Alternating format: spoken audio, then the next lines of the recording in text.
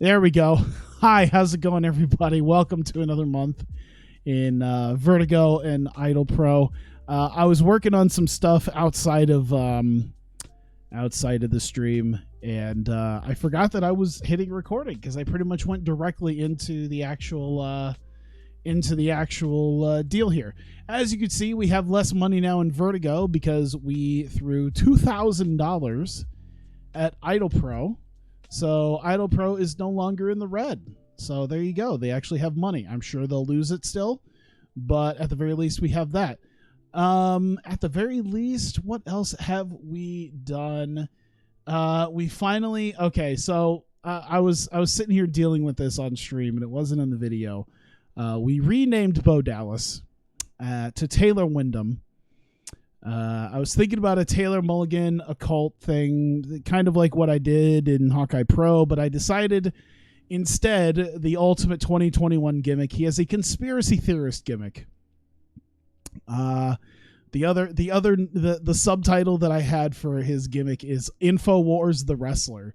So he's gonna be probably talking quite a bit, and he's gonna be having a few interesting segments, at least one interesting segment, I think, each month. And he has a powerbomb finisher called the Truth Bomb. So I'm very interested in seeing where this conspiracy theorist character of Taylor Wyndham, also known as his actual life. Do I have New Jack? Yes, I do. By the way, for those who didn't, yes, New Jack debuted last month as our new commissioner. I don't know how long that's going to last, honestly, because I already looked and his charisma's good, but he's already starting to lose a bit of his charisma. So hopefully we'll see what happens. But I made the joke about having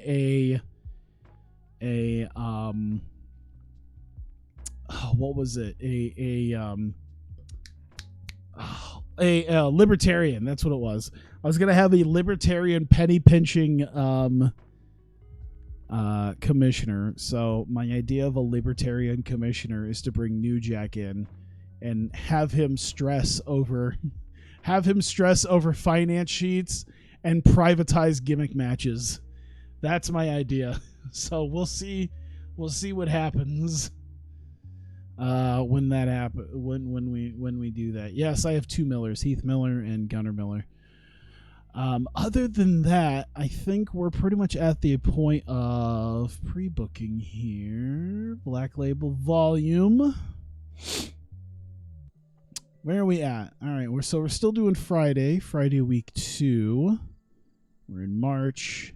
Active, very cheap, because I screwed that up last time.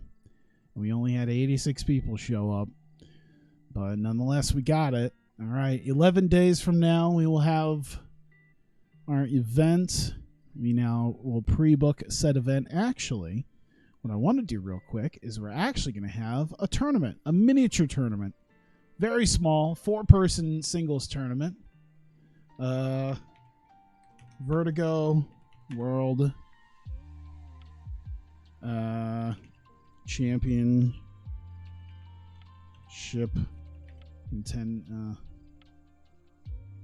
let's put number 1 contenders.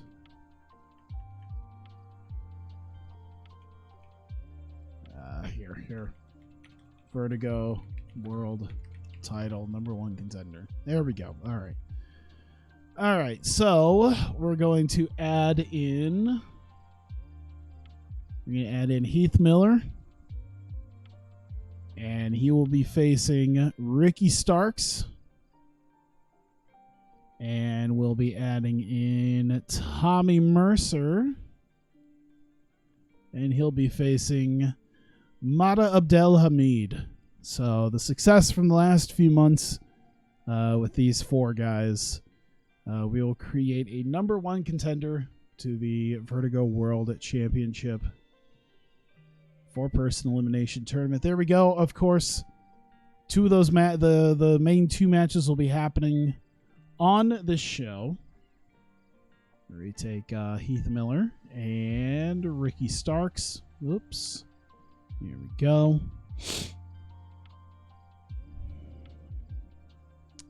Let's see. Vertigo, world title, contender.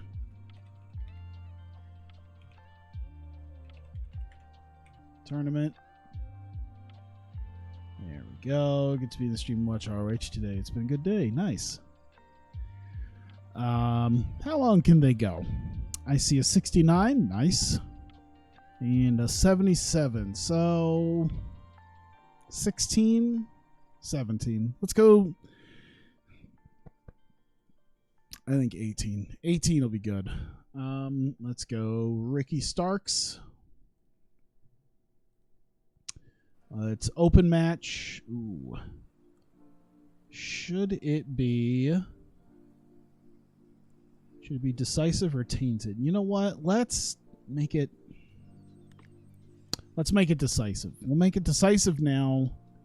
We'll figure out something else we'll do. Yeah, that'll work.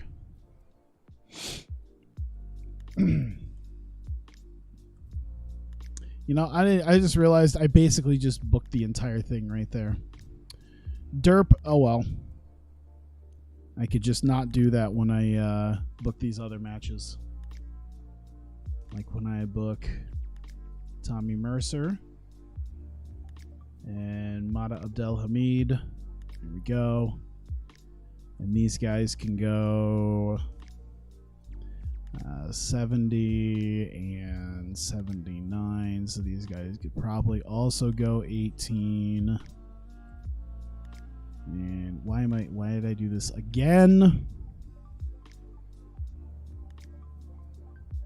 Let me see this. I'm just gonna do that. Let's see. And that. There we go. And pre-book the match. Let's see, what else we're going to do. Well, we have two guys that aren't showing up just yet. We need our champion in a non-title match. And he's going to face Desmond Xavier. I think that'll actually be really good. That'll probably be one of our best matches if I had to be completely honest. That's gonna go great. I'm wondering if we should go full out. I wonder if we should I'll at least book this part. I want to see if all out. Let me see here. Over 20 minutes. So you know what? We'll have them go all out for 15 because I think both these guys could do it. So yeah, it's a non-title match. And another one-on-one. We're doing Everfly versus Jj Garrett. Here we go. And let's see, 82, 81. These guys could probably also go pretty fast. Do I have Jimmy Jacobs? No. I think he's probably way too expensive. I think these two could probably go all out as well. Just for slightly less time. John Walters is. I kind of heard of him. I just can't quite remember.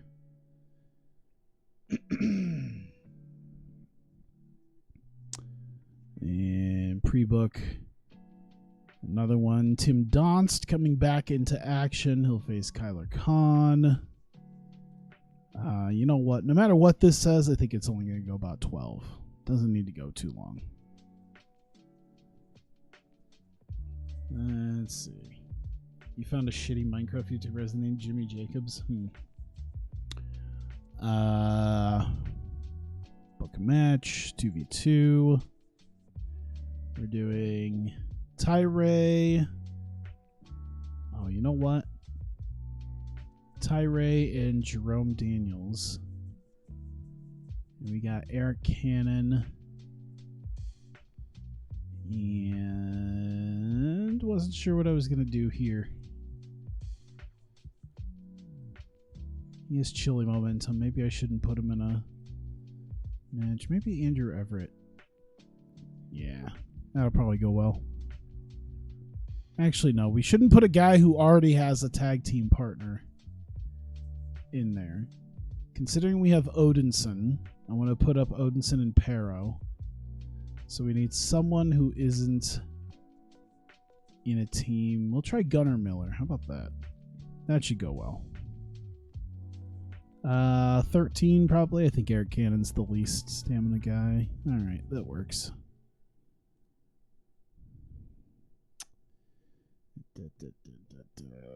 Well, yeah, I know who Jimmy Jacobs is. There we go. All right, so we have most of our matches booked right there for the show. I think we have 1, 2, 3, 4, 5, 6. We have 7 matches total. 6 of them are booked right there. So we are done with the day there. Go over to Idolfight Project. And our next show, let's do Saturday week 3. Hey, we've got an opening on the weekend. That is surprising. And active there. All right, live stage 10. That's in 19 days. What do we have going on here? Oh, we have a tournament here as well. We have 2 tournaments going on. Royal, Spirit, Title, Contender. We need a #1 contender for Mika Iwata. Ram Kaicho's going to get a shot. She's going to face Mei Saruga. Honori Hana, after the last couple of months, is going to get a shot. And even though she lost last month, Himeka Arita is going to get another chance to get in there. There we go. Let's say, oh, that's right. Technically, we haven't done any. That's right, because on this save, it didn't save the other tournaments we had.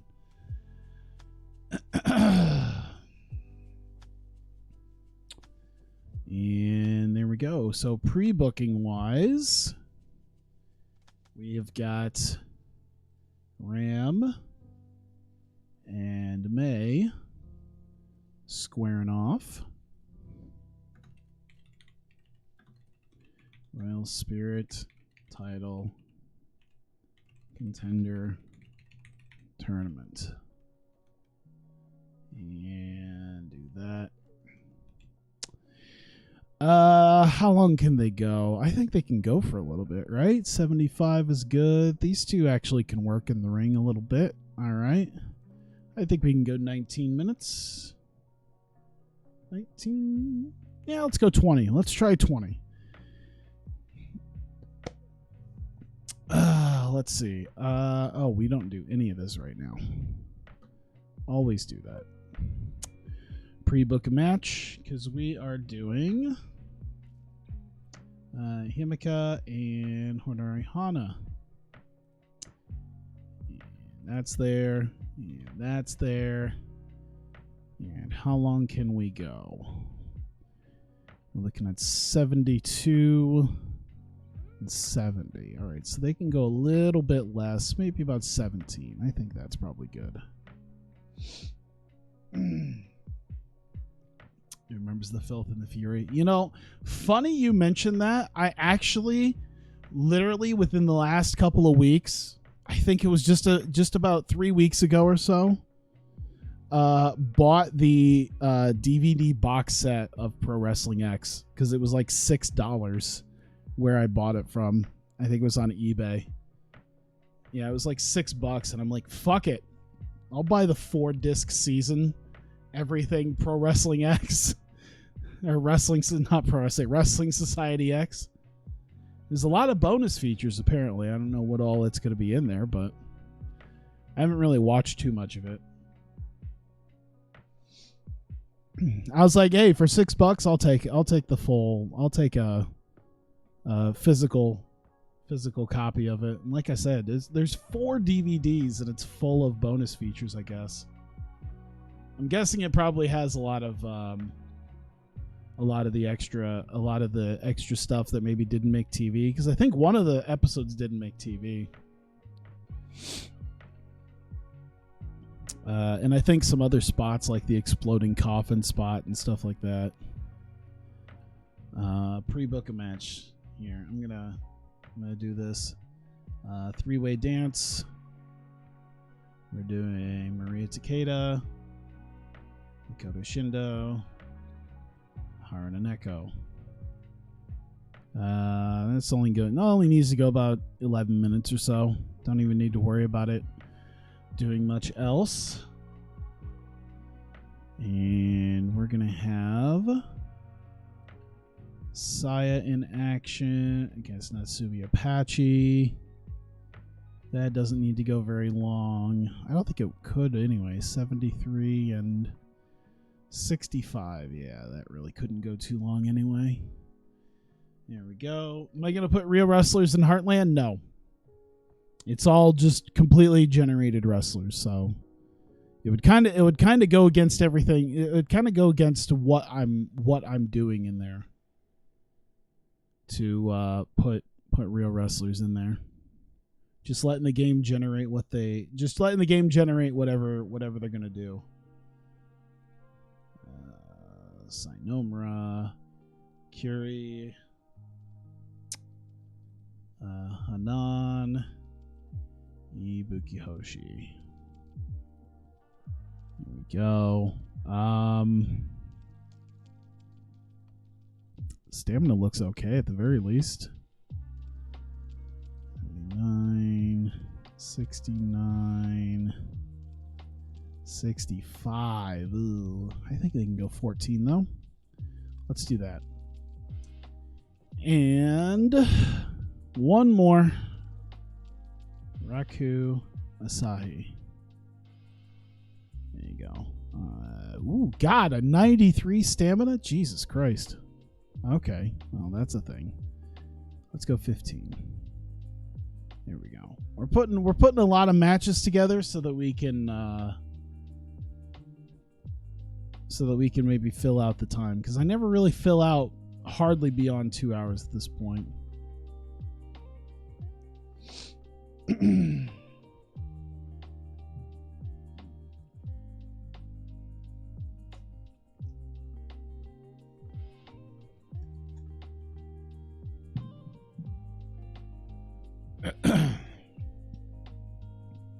All right. Yep. He was injured, thigh muscle strain. All right. Well, she's still employed, so whatever. Nothing else really going on there.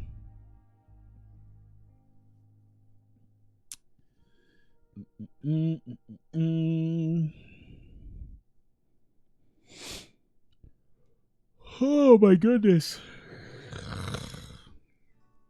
I'm gonna have to spend some money here soon. What was it? It was just announced earlier today, speaking of Joshi, that Kyoko Kimura is selling a Hana Kimura calendar for next year. So with Kyoko's blessing, they're selling a Hana Kimura calendar. Let me see here. Tessa Blanchard flops as an Impact figurehead. Yeah, that makes sense. All right. Oh, and we got one of them, and we move on.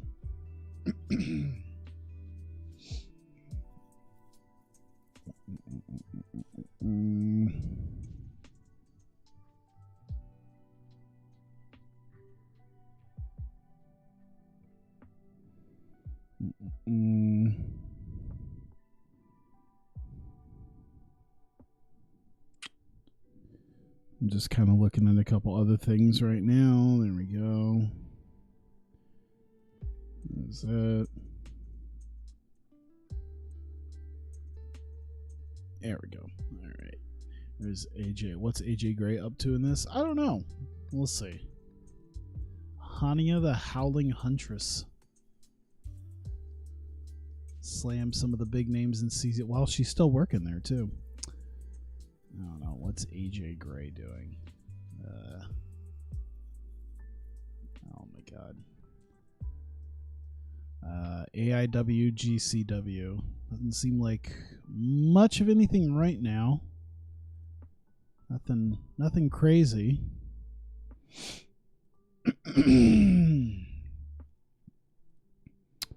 Everything's good there. Get the other Regal Twin, and we can actually... Because I'm going to probably forget if I don't do it right now, so I'm just going to pre-book.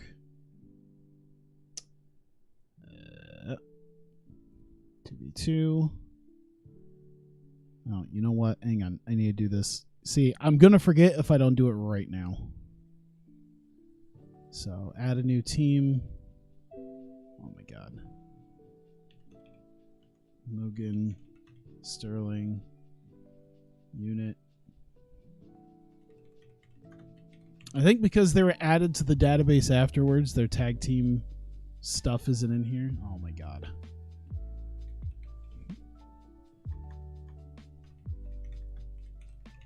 There we go. I don't know what their finisher is, so I might just leave it alone for right now. We'll see.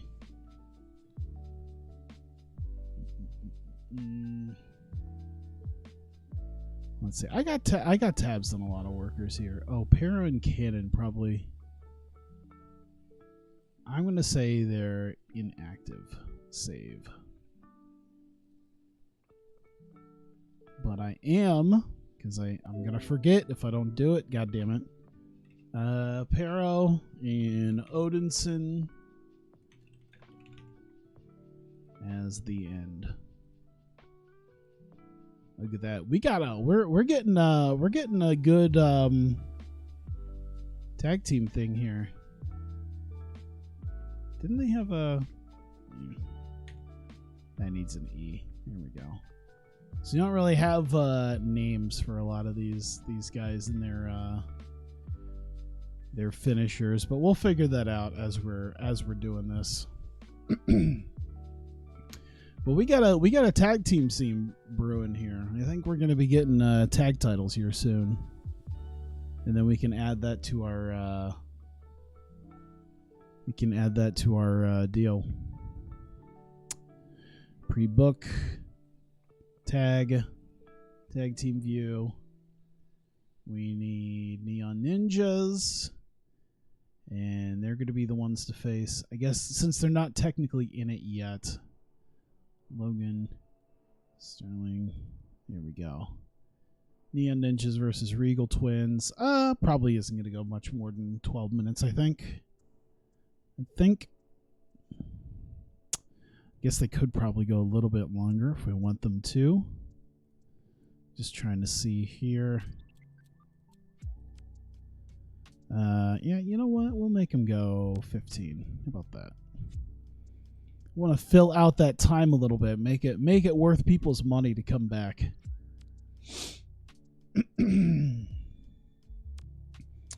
All right.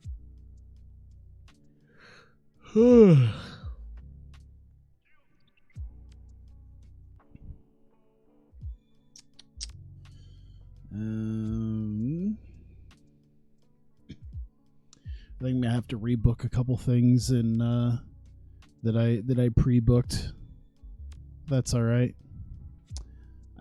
Camille's fit from her injury. Yu's back from her injury already. It doesn't look like anything else significant, so we're pretty much on our way. Going on our way. You check out Madison Miles.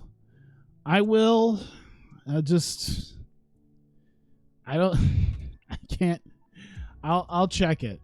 I just don't want to make it a habit of being like, yo, check out this person. Look at this person. Look at this person. Because then you're going to get 50 different people being like, hey, check out this person I like. Madison Miles. White Canadian. It's okay. Stalwart. It's not bad. See, I'd have to... That's the one thing, is that she's in England, so... it's a bit of money right now. It's a bit of money to bring her in. See, I can't even get people outside of Japan right now, because I'm just barely keeping on to the money that I have at this point. I'm just glad I have some money. But yeah. I don't mind suggestions, just, you know.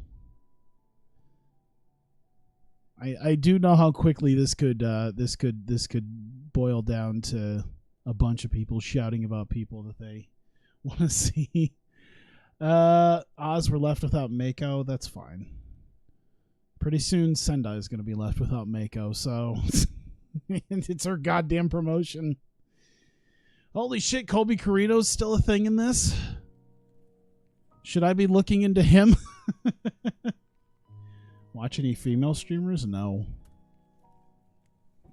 I gotta be honest, most of my interaction with Twitch involves streaming, and that's about it. Maybe I should look into Colby Carino coming back. Let's get someone, let's get like one person from the old days and see if we can make him a star. Let's see here. Anything. Guy quit DDT. Evolve at Rising. New champion in Ice Ribbon. Drop Kickers won the tag titles. Okay. We tried talking to any of them. I'm not. No. What the fuck is wrong with you? Why? Okay, so she hasn't quit Tokyo Joshi Pro. Damn. I'm looking for more people to quit where they're at, so that I can have more people exclusive to me. I think that's good. It works with who? For who? Who does it work for? Who does it work for? And you're gonna name some dude who has like 1 million subs, and it's like, yeah, he's it's like, yeah, he's a big time dude. It's like saying some fucking celebrity. It's like, oh yeah, it worked for him. Okay, name where it worked for like a nobody. Anything? Not really. Elimination Chamber is a thing. That they actually do an Elimination Chamber? Doesn't seem like it. AJ Styles and King Corbin. Actually, you know what's blowing my mind here? AJ Styles and King Corbin for the WWE title actually had a better rating than Balor, Reigns, and Rollins in a 3-way. How? Oh, dude, Balor was the person who drug him down. Damn. Nakamura defeated Bobby Lashley in an I Quit match. Asuka defeated Alexa Bliss. Strowman defeated The Fiend. Rated RKO defeated Dolph Ziggler and Goldberg. What the fuck is that shit? Daniel Bryan defeated Samoa Joe. That probably would be pretty hype to watch. Mysterio and Owens and Zayn defeated MVP and the Usos. Flair and Kyrie defeated Sasha Banks and Bayley by DQ. Elias defeated Robert Roode. Murphy. There's your Elimination Chamber, I think. No, that's just a cell match. What? Murphy, Mustafa Ali, Austin Theory, and Apollo Crews had a cell match for the 24/7 title. Huh? Yeah, see, you're naming people who have millions of dollars in the bank. And it definitely didn't work for Ninja, because Ninja had someone outside of streaming. Shayna Baszler, Mickie James, Ember Moon, and Ruby Riott in a cage. So wait, they put up a cage for one match, and then while there were backstage segments going on, they tore down the cage and lowered the cell, and then they raised the cell back up to do the rest of the show. What the diddly shit is this? Zelina Vega she has a man long before she started streaming. Now you're just memeing. See, this is why I don't pay attention to you guys half the time.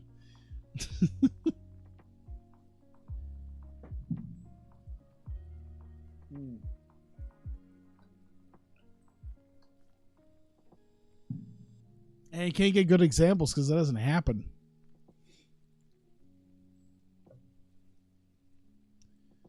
Get a girlfriend? Why? Might get someone casually, but I don't know. I'm busy working. Do you know how much time I'm working when I'm not here? That's why I don't work. That's why I don't stream as much as I can. Can't stream as much because I'm too busy fucking working.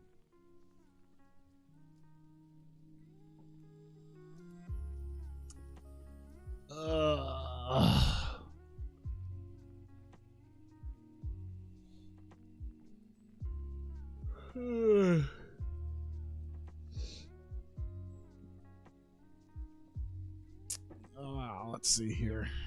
We're almost to our Vertigo show. Nothing here. Doesn't look like anything big. All right. At least we can kind of zip through some of these days a little bit.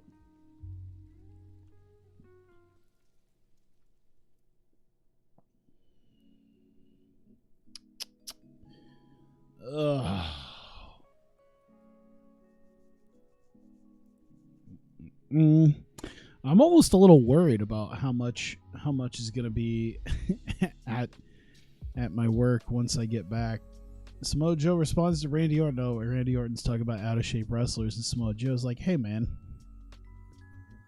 it's not cool to us fat people." Orton wouldn't do that anymore. He's too busy smoking weed and spouting off the N-word to care about fat wrestlers.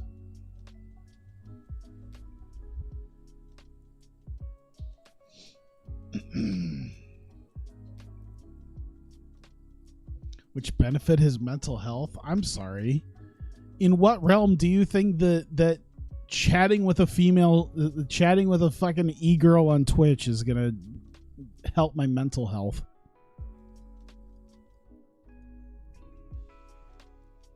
This is like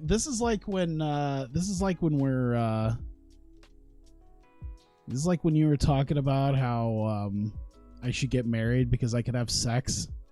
Like, it really is just like showing your youth. Odinson was brought before wrestlers' court, being absorbed by his phone when he should have been paying attention to a locker room meeting. Scott Armstrong found him guilty, sentenced him by create a beer. He is the driven personality. Is currently happy. Well, it seemed to help, so that's good. Everything went out pretty okay there, so that's all right.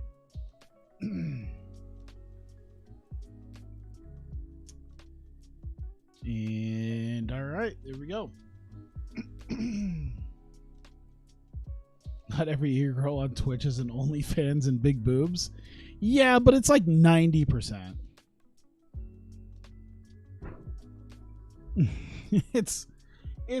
It's way more than not. And big boobs and Tams fans. Yeah, but at least having two of those three really sends up the red flags. You need to be married in order to sex right. No.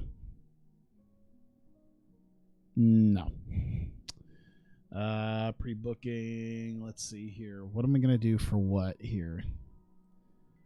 I think we're just... we have a lot of one-on-ones, so I'm wondering if I should split up some of this stuff. We'll do Eli Everfly and Jj Garrett for the opener. How about that? And we'll do JJ, winner, and open match. And should it be tainted?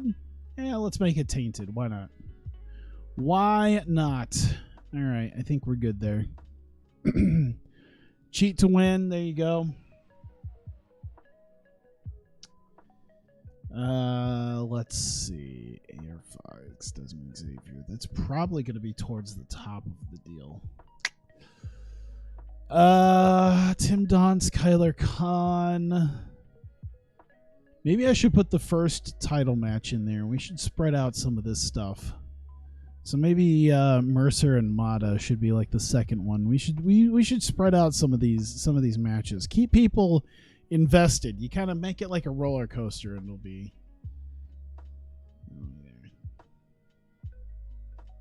I'm sure you are. I'm sure you're fucking around. Hell, I've got, not only do I have friends who got married and stopped having sex, I got friends who were just in long-term relationships where it just burnt out. And then people are like, "Oh, when are you guys going to get married?" It's like, "Oh, dude." finding out that you guys haven't had sex in a while, like that's you're already there. Just don't put a ring on that shit.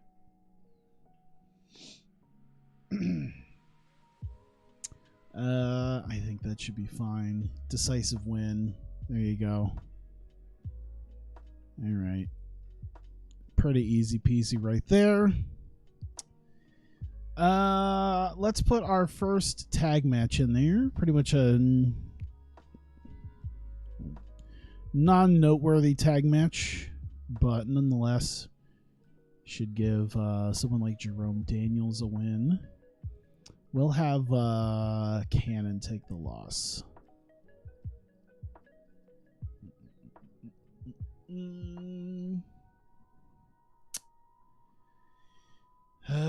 Let's see here. Open. I guess it doesn't really even matter. Honestly, just to make it a decisive win. We'll give Jerome Daniels something kind of well, should it be decisive? Yeah, you know what? Yeah. He's unhappy at the booking. All right, you know what then? Let me talk to him. Hey. How would you consider losing at an event to Jerome Daniels? You'd be unhappy with that booking decision. How about if you lost at an event? How about this? How about putting someone over? I want you to help put Ty-Ray over. Not interested in agreeing to put anyone over while my own momentum is so low. All right. Well, you know what then? Here, let's just change this. We're going to make Ty-Ray the winner. Let's see if he doesn't mind that. Unhappy. Whatever. Fuck you. Eat a dick. You're taking a loss. Drew the short end of the stick at first, so you drew the longest stick at the end, like every one of your married friends either divorced or fell out of being friends with you. Well, one of them in particular got divorced and fell out of being friends with me, but then again, he also is, I don't know if it's technically a felony what he did. He was stealing a lot of lottery tickets, got caught and fired, and yes, is deep in debt and paying for at least one child and probably having a second one to deal with. So whatever. Hey, I don't mind. Alls I care about is making my money, getting my house. And by the way, my goal also when I get my house, if I have girls over, I'm renting. I'm not telling them that I own this. That is not going to happen. Negative outlook on love. Whatever. I hope you're still fucking around. Otherwise, you are young. Let me see. Lottery tickets. Yeah, he won like 10 grand on one of them. But of course, like any gambler, you know, even after you win, you have to keep going. They weren't lottery tickets. They were scratch-offs. That's what it was. He won scratch-offs. And he won $10,000 on one of them and collected the whole thing. And then for like another 6 months afterwards, he kept stealing scratch-offs. And then they finally caught him and fired him, and he got arrested. Let's do Tim Donston, Kyler Khan. Let's add that. And Tim Donst. And we won't even open up the match. We're just gonna make it a decisive win. Doesn't even need to be anything. What's his let me see what his not his skills.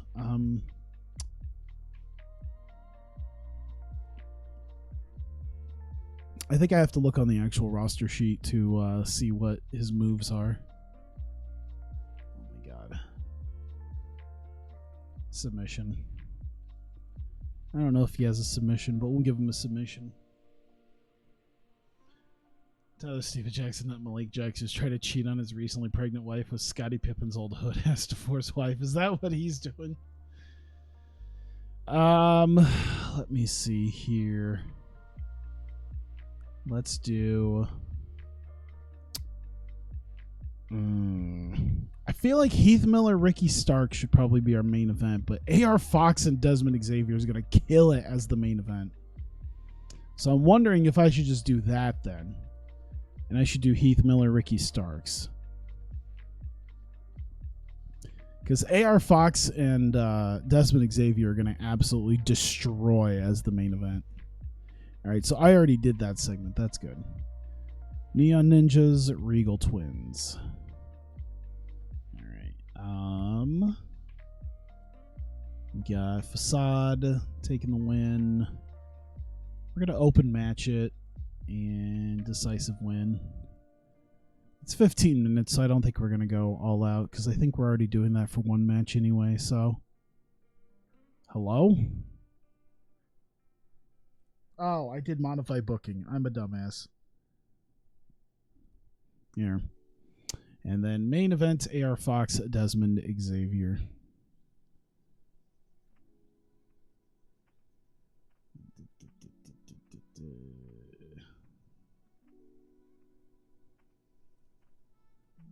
Let's see. AR Fox getting the win. Open match.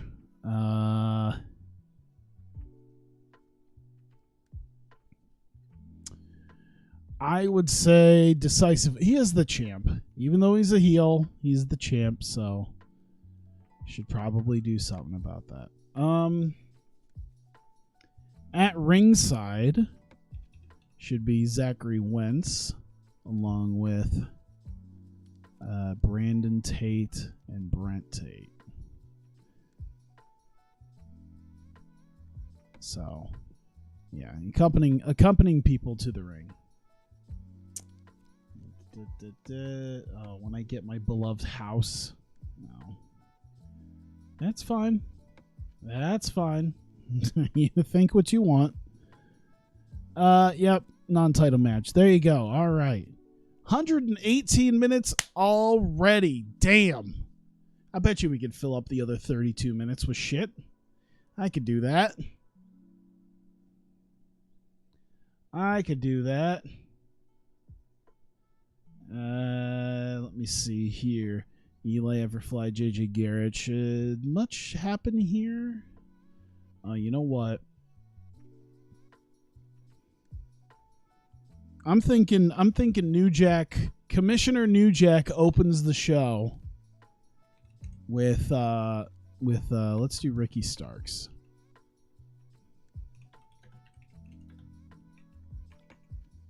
New Jack out to announce tournament. Starks out to insult. Jack has him in tournament. Some other things happen. Is this the last show? I mean, there's still Idolfight Project to do after this, so not exactly. Are we going to try to live in a world where Ricky Starks threatens New Jack? Because I feel like that wouldn't go over very well. We're going to try to get Ricky Starks murdered tonight.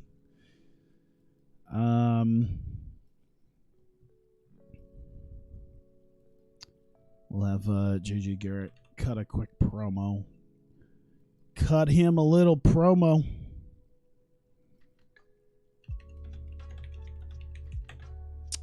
JJ on the mic plans to show why he should have been in the tournament. There you go. Just like 2 minutes. There you go. Throw that up there. Gives him a little something. Tommy Mercer, Mana Abdel Hamid.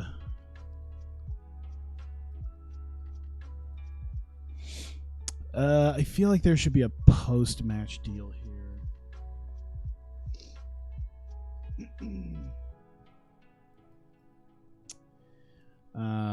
Let's see.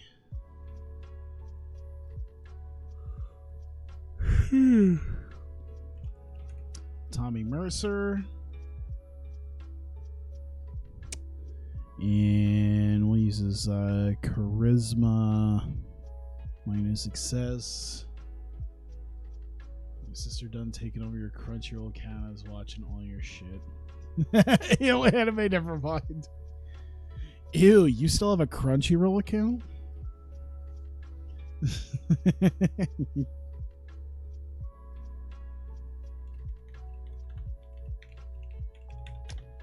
Mercer post-match plans to win this tournament and make Fox pay for his assault last month. 3 minutes, I guess. There you go. Kind of quick and to the point. There you go. Tirade Jerome I think that's going to pretty much exist in a bubble right now, but we are going to have Tim Donst come back. Tim Donst's charisma.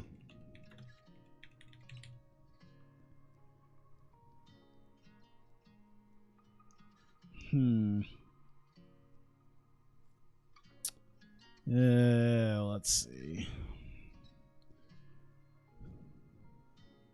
Who did he lose to Mata? I think it was Mata back in January. I wish I could look, but I had to restart this whole damn thing. Donst returns and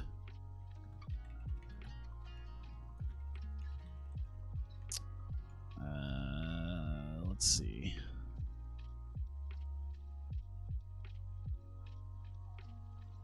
I want to say he plans on running down anyone. I feel like it's so generic. I want to think about some. What is Tim Donst? What is his character? Megalomaniac. Let me see here. Let me see what his. I forget exactly. That's.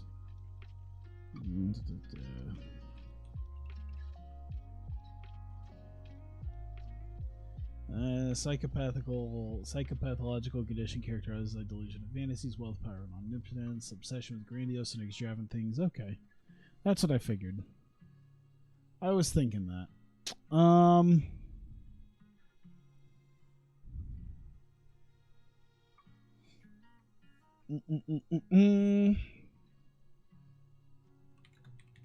He is insulted. He's not in tournament, but feels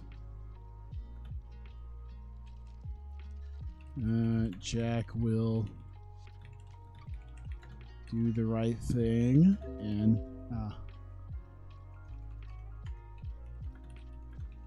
add him in. You know what? I'll make it like 6 minutes so New Jack comes back out to have a promo battle with Tim Donst.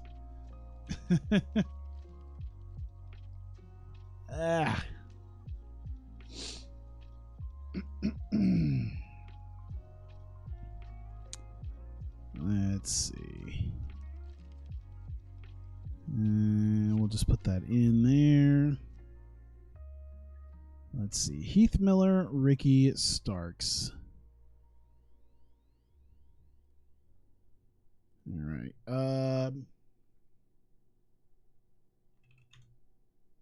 Ricky Starks, Heath Miller.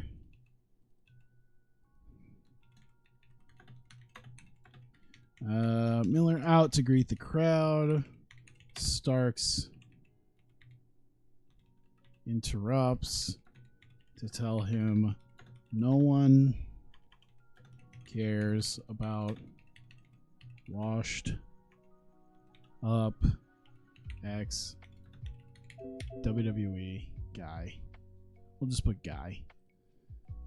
So 6 minutes, minor success. I guess we can kind of have Heath Miller be there. Throw that right there. Nope, there. That's where I want it. We got 9 minutes for the other stuff here.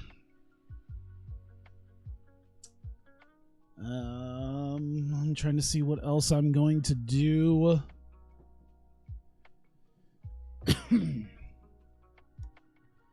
Still have a couple more things I need to do with my 9 minutes left. So I might leave that somewhat be for now. Let's do...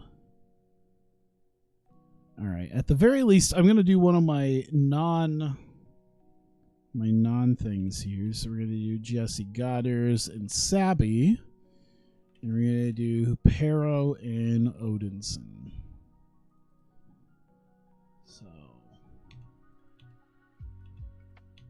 actually, this should be Menace. All right. Body guys, throw a celebration for their win.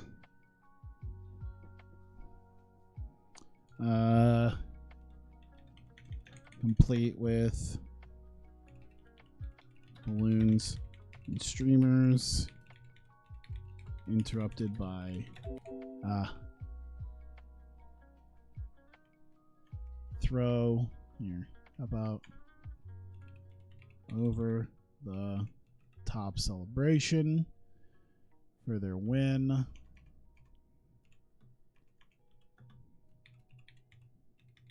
Interrupted by the end.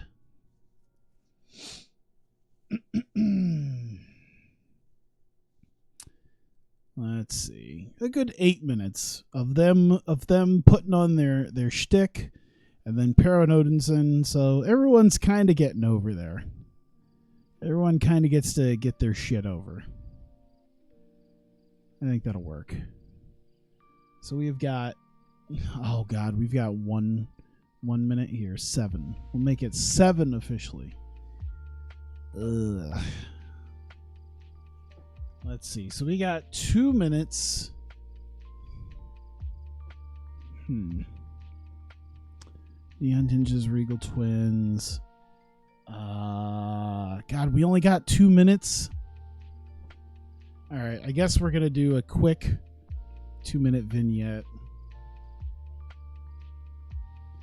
A quick 2-minute vignette with Taylor Wyndham. What's his charisma look like? His charisma's got to be good, right? His charisma's okay. It'll be better. It'll get better.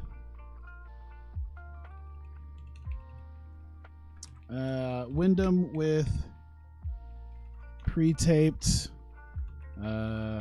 vignette talking about seeking the truth and discussing. Let me see here. How do I want to put it?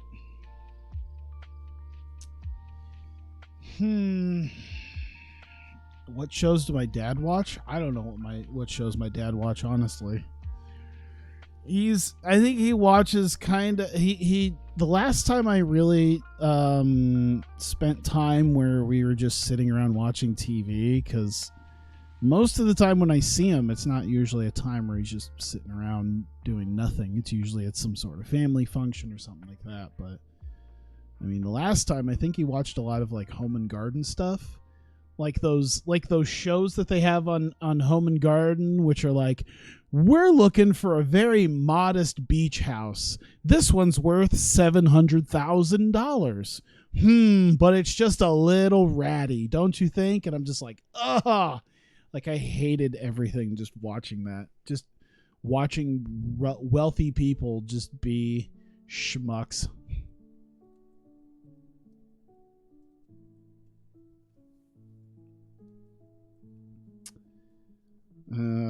Let's see.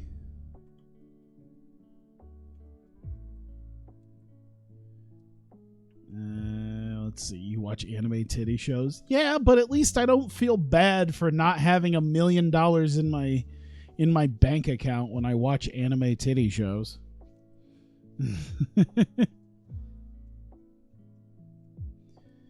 Let's see. Seeking the, well, we'll just put it like that then, and then I'll figure it out as we're doing it. There we go. We actually filled the 2.5 hours. God damn. All right. Looks like Air Cannon's unhappy with how this is coming out, but that's okay. I don't care. I was pretty late.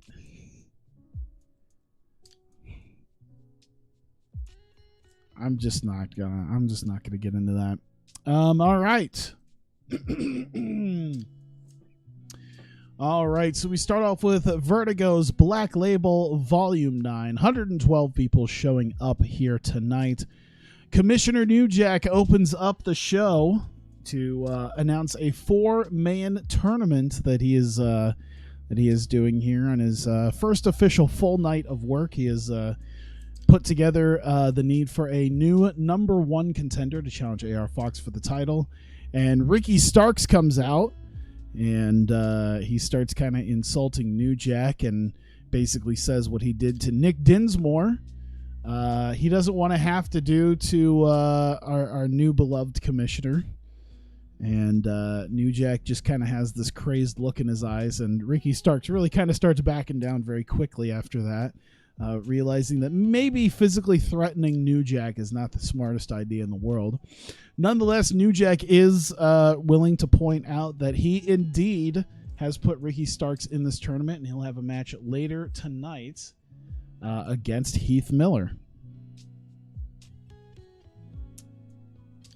And here we go. Opening matchup, Eli Everfly versus Jj Garrett. Goes about 13 minutes. Jj Garrett ends up getting the win after cheating to get the win on Everfly. With Andrew Everett out there in Everfly's corner, just wasn't enough to make it happen. Hey, Harley, how's it going? Hey, Super Mario, how's it going?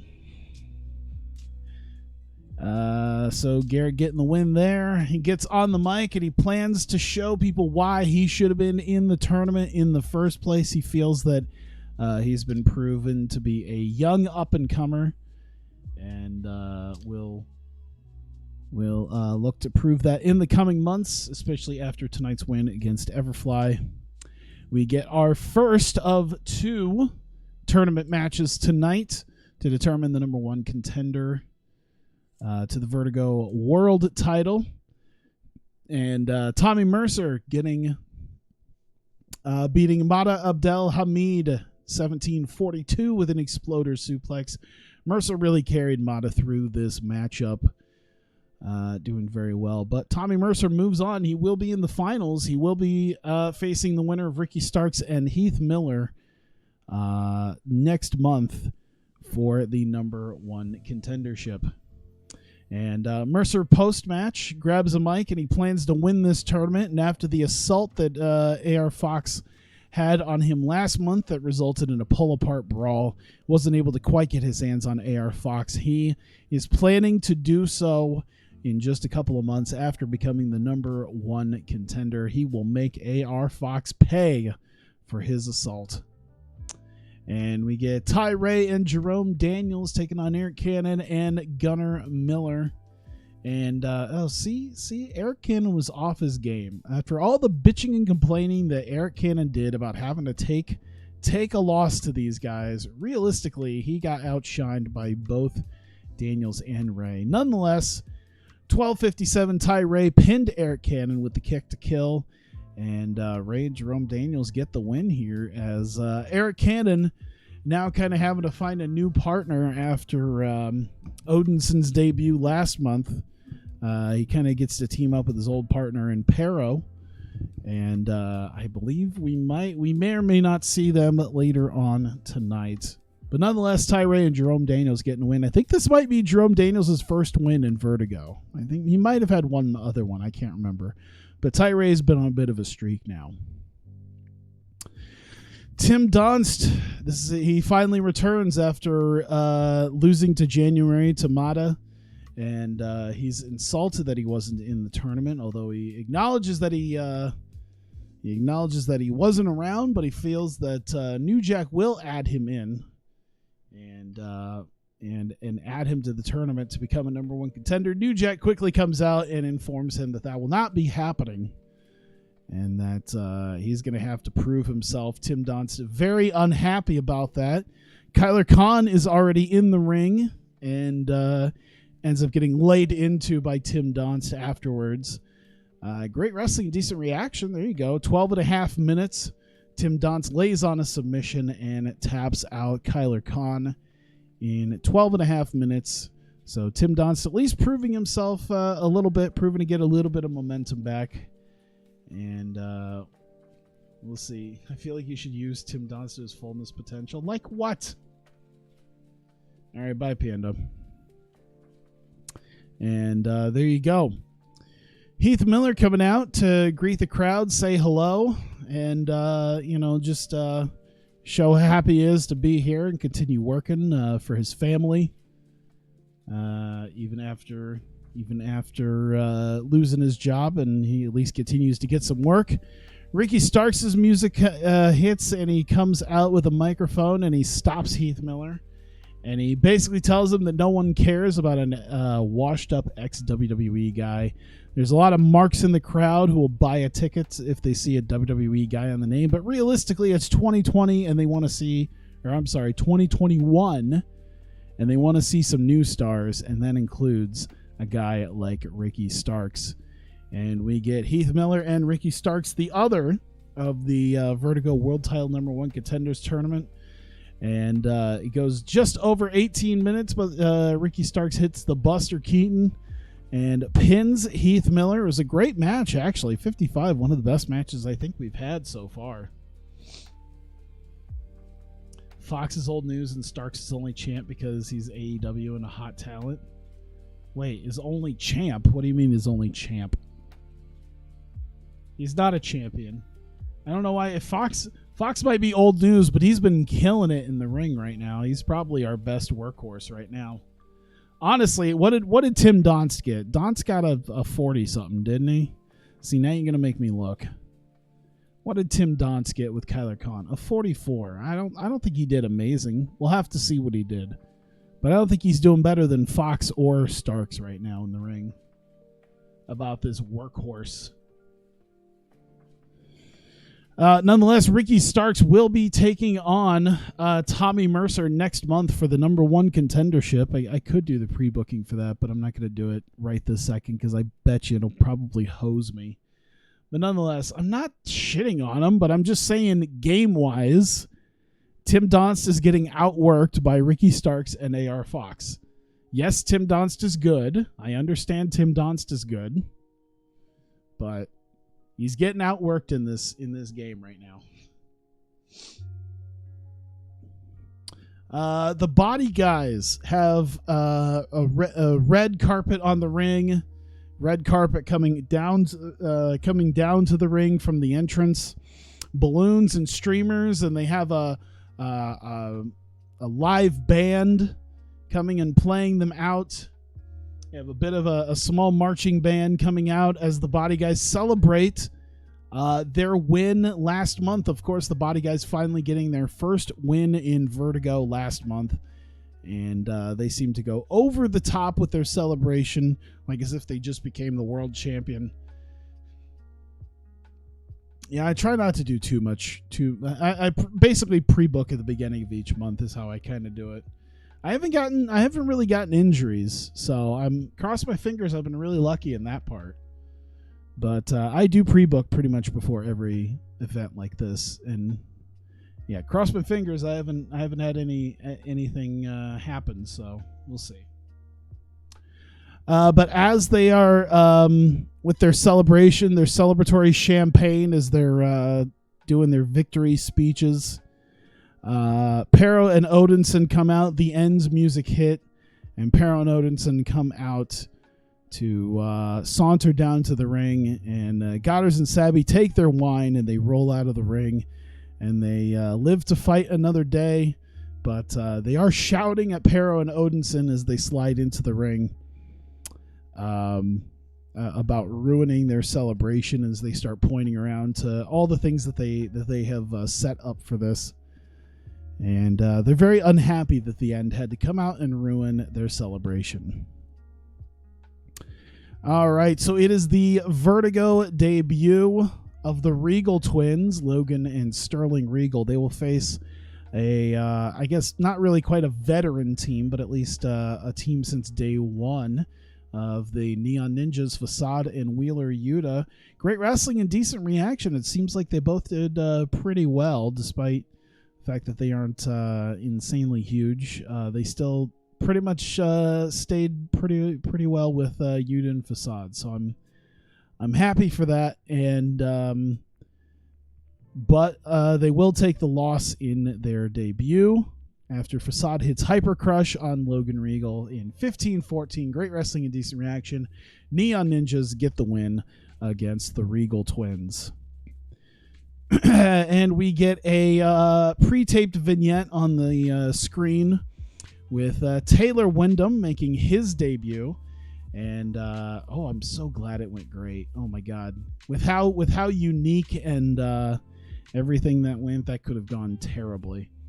But nonetheless, he is sitting in an InfoWars-esque room at a desk with a bunch of papers surrounding him, saying that in wrestling, there's a lot of things that these wrestling promoters tell you about, and a lot of the wrestlers tell you about, and they seem to be hiding something.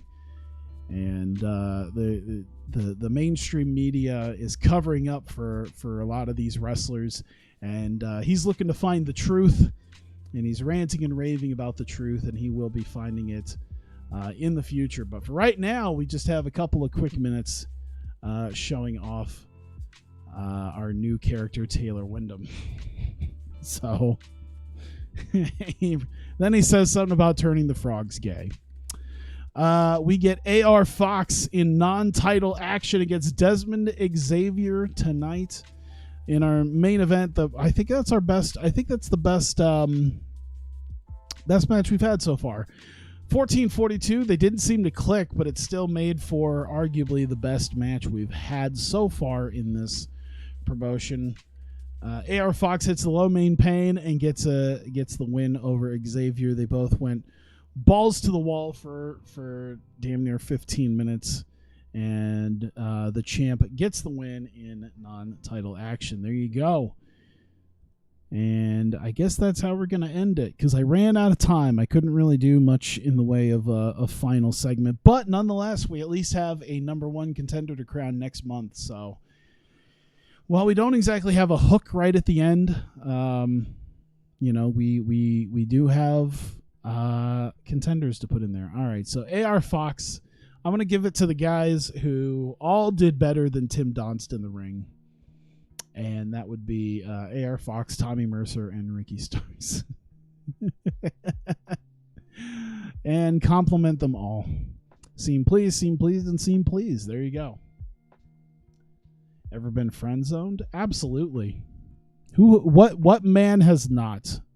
Unless you're an absolute fucking giga chad and you just have women swarm to you. I bet you even those guys could get friend zoned by a woman. Fox got a dunked on Donst, didn't he? Seems like it.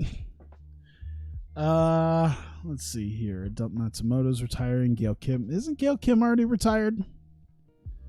Ayako Hamada's retiring. Necro Butcher's retired. I thought Necro Butcher was already retired. Didn't he just go into like the CZW Hall of Fame? He looked like ass. Another dude leaving DDT. Just dudes unemployed in Japan. Bruiser, Jungle Boy. Zeta Zhang relationship. Zeta Zhang with King Mo? The hell? Well, that's a thing. All right, nonetheless. All right. How much money? All right, so we got some money available. Not a huge deal. How much did we are $81 in debt. I don't think we're gonna make the 2,900. I don't think we're gonna make the money. 2,200. So we'll probably still do pretty well, honestly. That's an extra 500 we're spending on workers this time. Whew. See, having AR Fox, Ricky Starks, and Heath Miller, and now Taylor Wyndham all on the show is costing us a pretty penny. It's an extra 500, but I think we'll be okay.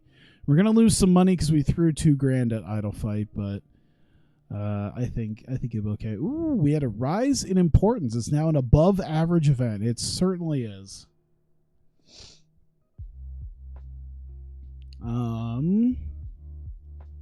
Let's see. Actively ignores her. I mean, to be fair, a lot of times when there's friend zoning, like a lot of times when friend zones happen, it's not like one of those like, oh, because that's the thing too, is that a lot of these times they don't really care to actually talk to you. Like they'll be like kind of cool and chill and like unless they want something from you. But yeah, sometimes they just stop. They find someone else to deal with their horse shit. I don't actively ignore people. It just sort of happens. I got one I kind of got friend zoned by like 6 years ago. It's just, just stop talking to her. It's one thing. It's one thing if I was just like, oh, she messaged me. Well, then I'm gonna not even acknowledge it. It's another when it's just like, we just don't even end up like messaging each other. Like, I'm sure. Well, I don't know. You guys are young. I know at least you are, Okada. But yeah, I mean that does happen where it's like, oh, okay, well, you were kind of the one keeping this friendship and relationship going, and then they got other dudes to talk to and message anyway. So. You're the former, even though you never got friend zone? In what way? Title change. Okay. Not much going on there. And not much going on there. Can't get friend zone if you don't have any friends, yeah. I do have one female that I was friends with and I kinda stayed friends with, but then you know what? I think it's just because people are just flaky. Like I had one female friend of mine that she was gonna see she was gonna come hang out at my apartment because it was like, oh yeah, we haven't hung out in a while, and she was like, yeah, I'm gonna be here at this time, this day, and then the time passed, and then we just didn't hang out after that. She just like we did actually message to hang out, and then she flaked out, and then never really messaged again. And I didn't care enough to really message back like, hey, you didn't show up, I don't, because I'm not gonna be the fucking dude who just like rolls over and be like, oh, you didn't show up, I just I just didn't know where you were and I stayed up all night for you. And I was like, whatever, she didn't show up, and then she didn't continue, we didn't continue messaging, and it was just like, all right, well, if there was an interest, they'd keep a conversation going. But, a lot of times it just doesn't. They just end up doing something else or finding someone else to deal with them is what usually happens. I think that happens with a lot of guys. I feel like I'm not completely out of the... I don't think I'm completely out of line just being like, yeah, that happens to everybody, right? And people are like, no. It's like, yeah, I think that happens to a lot of guys where they message someone and they're like, yeah, let's be friends. And then, then they get involved with something else. And then unless you're just consistently, hey, what are you doing? What's up? How you doing? Blah, blah, blah. You just kind of let it go. And that's what I do. That's usually how I end up doing it. I'm just like, well, if they're interested, they'll say something. I'm doing my I'm doing my own thing. I feel like that's the way to do it too, because if you become overbearing, you risk being creepy is another thing. Because a lot of guys could, because I will say I used to be like that, like when I was in my early 20s. So I'll tell you that right now. It's a word of advice. If you're not getting an answer from a girl after like 2 or 3 straight messages, and she doesn't answer you back, she's just not going to answer you. Don't just be like, hey, what's up? Hey, what's up? Hey, what? No, not going to answer. You're going to end up on her like Facebook timeline in a screenshot, just being like, look at this guy. Look at this pathetic son of a bitch. Consistently messaging me. What a fucking creep. So yeah, if they don't, and it'll happen. You'll get people who would just be like, oh, after a couple messages, it'll be like, oh, just don't. It does. You'll look creepy, or you'll look either creepy or needy, and either way, they're not gonna want to fuck you, even if they message you back. Noda keeps missing Tokyo Joshi Pro shows, but she's not done with them yet. That sucks. I'm ready to have her just leave. Yeah, no dude wants to look creepy or needy. And no girl wants to fuck a dude that's creepy or needy anyway. No woman is gonna have sex with you after you go, hey, what's up? I just see what you were doing. I just wanted to see. You hadn't messaged me in a long time. No, they don't. If they're interested, they'll let you know. That's a piece of advice I got when I was younger. I'll pass that on to other people. If she's interested in you, you can't keep her off of you. If she's not interested in you, she's not gonna fucking deal with you. If you're getting short answers and you're not really getting messages back, she's not interested. If she just can't stop fucking talking to you, then there's probably an interest there. Hey, MJF is the TNT champion. Io Shirai busted out a brand new move. Interesting. Okay. Nothing big.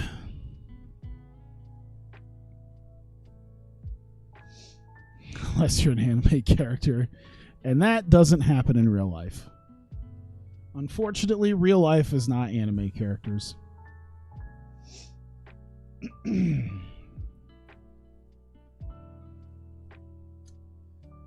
Let's see here.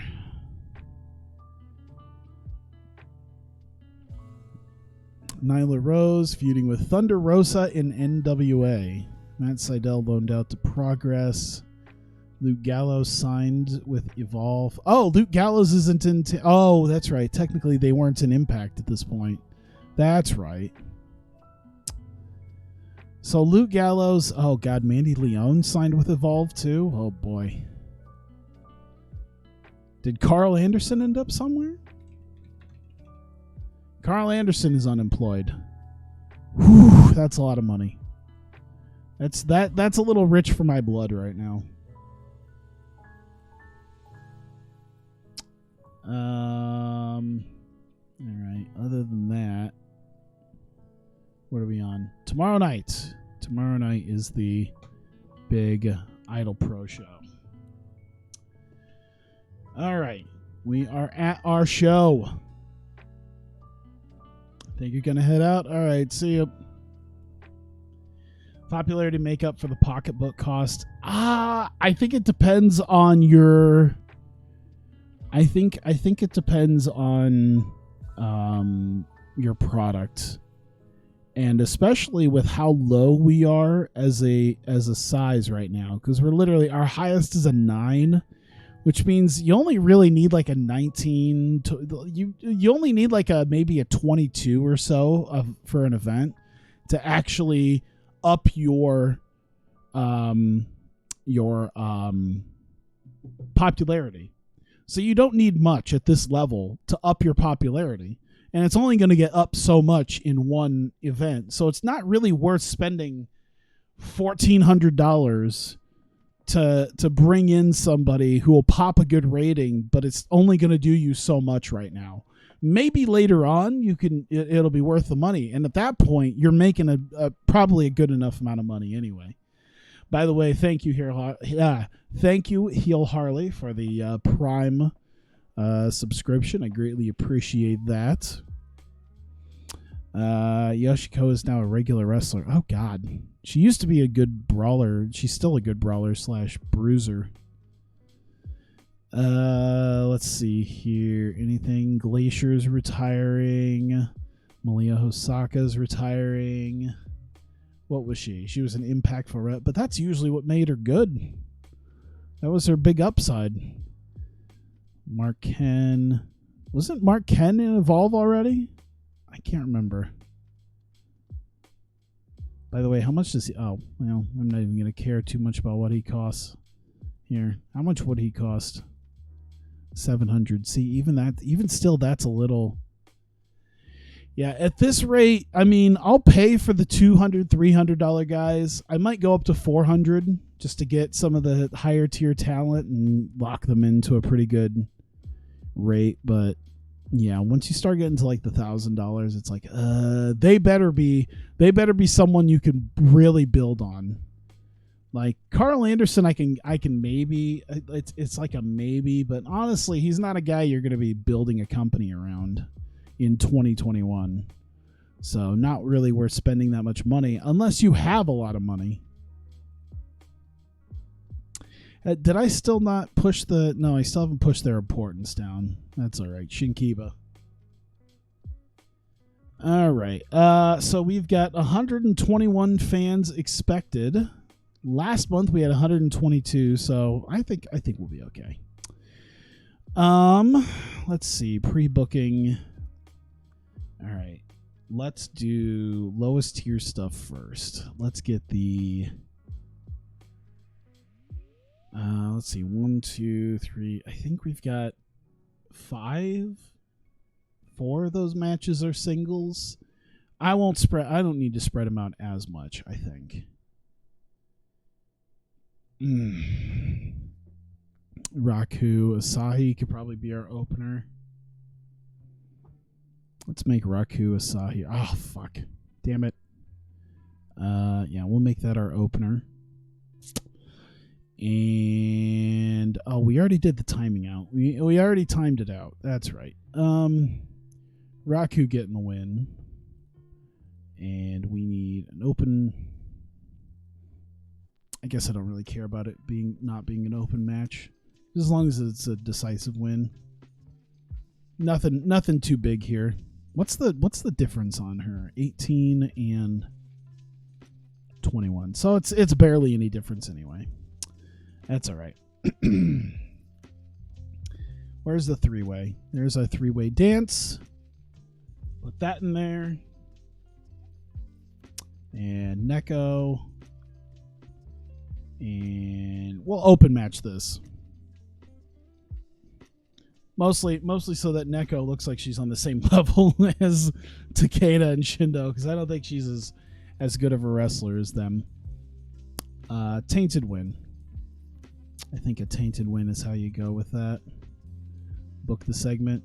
She's very unhappy. What's the difference? She's a 30.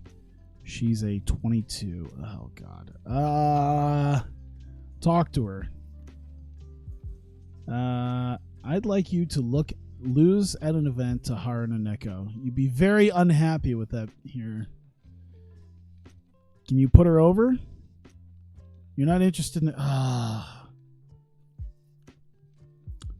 mean, I'm trying here. I made it a tainted finish. All right, you know what? Protect. No, you know what? We're going to keep Shindo strong. Are you a little bit happier about that? Okay. There you go. I could probably just tell her to fuck off, but I'll keep her a little bit happy. She's probably one of my better in-ring people anyway, and this is how I'm treating her.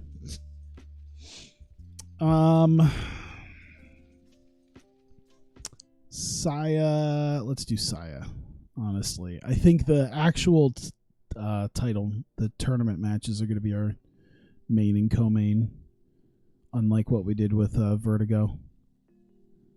So Tall Saya coming in, taking the win, obviously. We'll open match it. Why not? Decisive win. Pretty simple.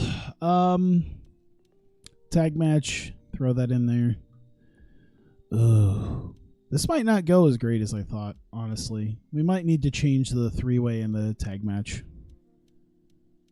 We'll see. Who's getting the win? Let's give Hanan the win. I think Hanan's been losing a lot of matches, so they'll help out. Open match and decisive win. There you go.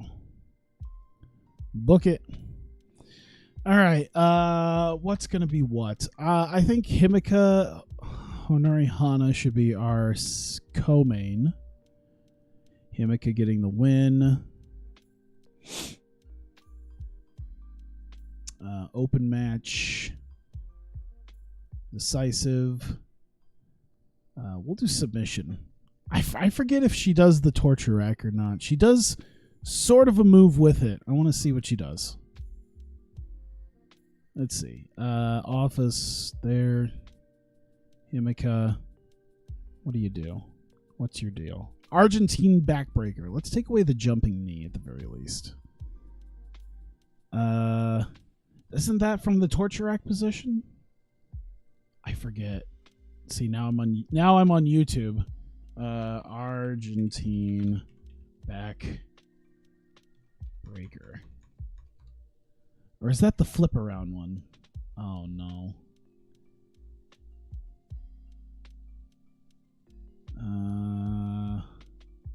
Top 10 backbreaker variations. Oh lord. Pendulum backbreaker. The pendulum backbreaker was nice, but that was really when Bret Hart did it. Inverted headlock backbreaker. Oh, that's the Randy Orton thing. Slingshot backbreaker. That looks stupid. That was a Wade Barrett thing. Canadian backbreaker is the shoulder one. Full Nelson backbreaker. Crucifix backbreaker. Is there an Argentine one? Pump handle. I might just give her a torture rack. Irish curves, double underhook. There's the Argentine backbreaker. I have to remember what it was. Okay. Ooh, that's brutal. Yeah, I remember that. Okay. Got to get bounced and go to sleep. All right. Thanks for dropping by. I appreciate it. All right. Yeah, I'll keep that. Yeah, we're going to keep that. I should give her both. You know what I should do? I should give her two different things in that position. That's what I'm going to do real quick.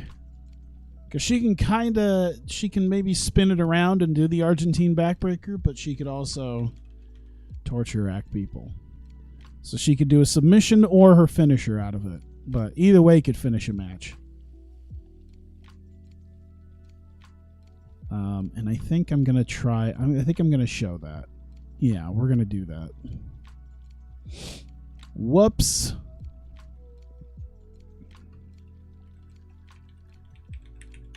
World Spirit title. Contender.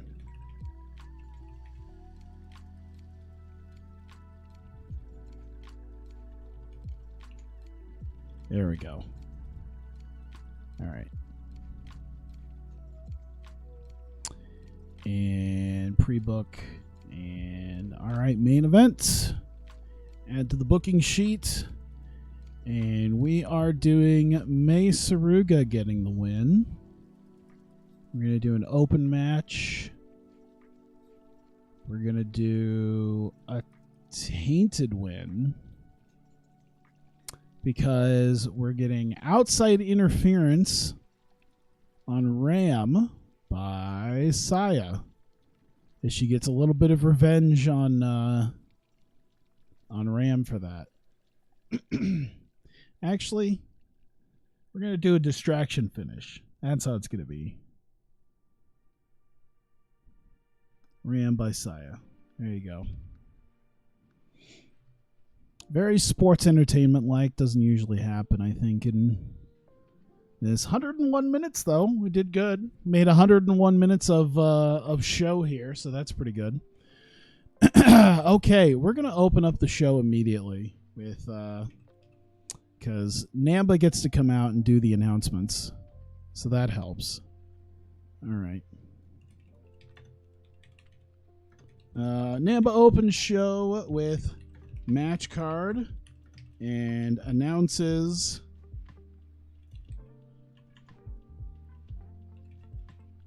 major event in May.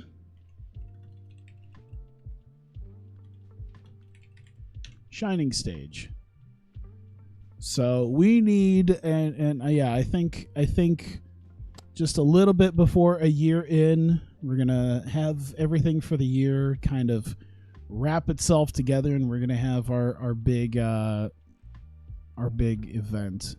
We need our yearly premiere event, and I've kind of settled on how I'm going to do that and what I'm going to call it, and pretty much what's going to be on that show. So I'm excited for that. All right, Raku and Asahi. Guess what? Raku's going to throw down the challenge. Raku post-match demands a match with Hikari at Shining Stage.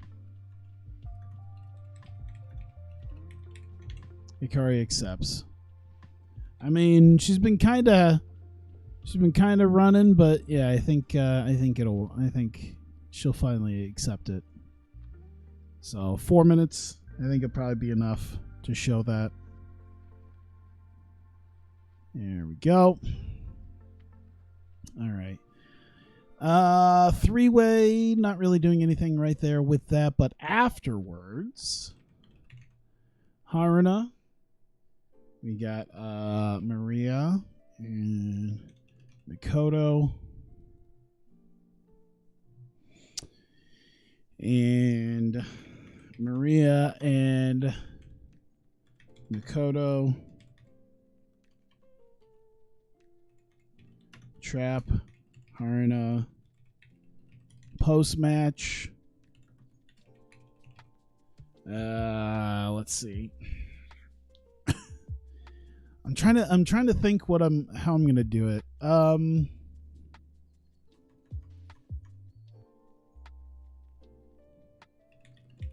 Vignette pops on screen showing her master will soon arrive. Well, that's all right. We need just a little bit there. Let's do her acting for that. They won't do much, but I'd say it's a bit of minor success on Neko's part, because, hey, she's been talking about her master, and we're getting it. We're getting it. Especially after the cheating that she did in that three-way. I made that tainted, right? Yes. Cool. All right. Let's see. Saya's got a bone to pick after last month. So Saya is going to do that and that.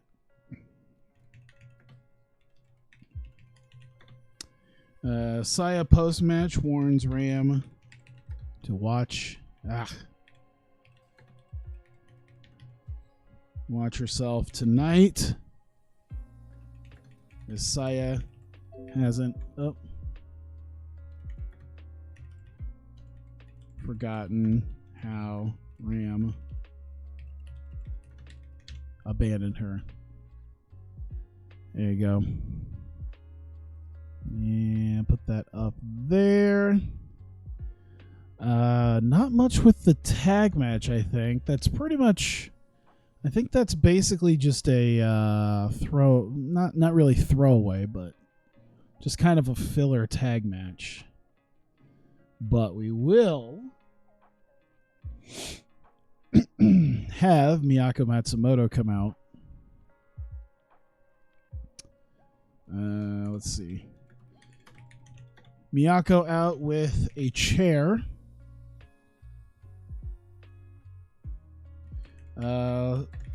Sits in the ring.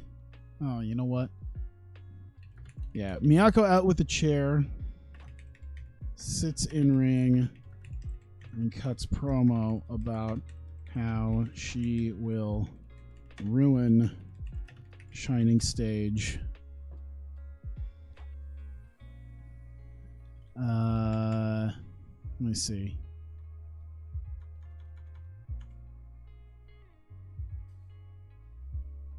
And cuts promo about how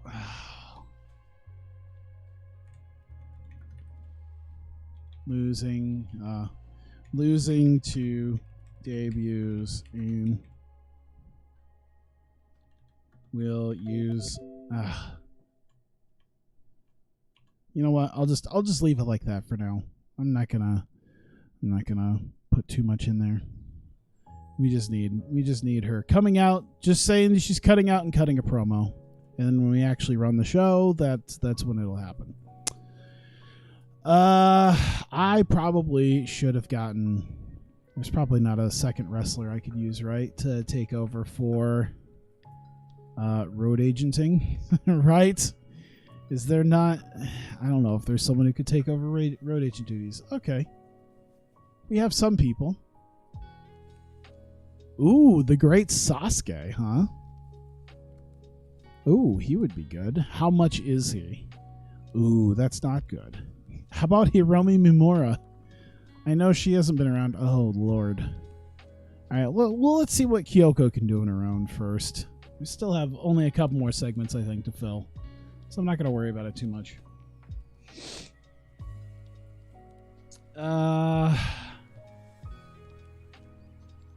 Let's see. I don't think we're doing anything with Himeka and Honori Hana. So we're going to use this time to have Nodoka Tenma and Yuki Aino with Marika and Mirai and Kamyu. All right.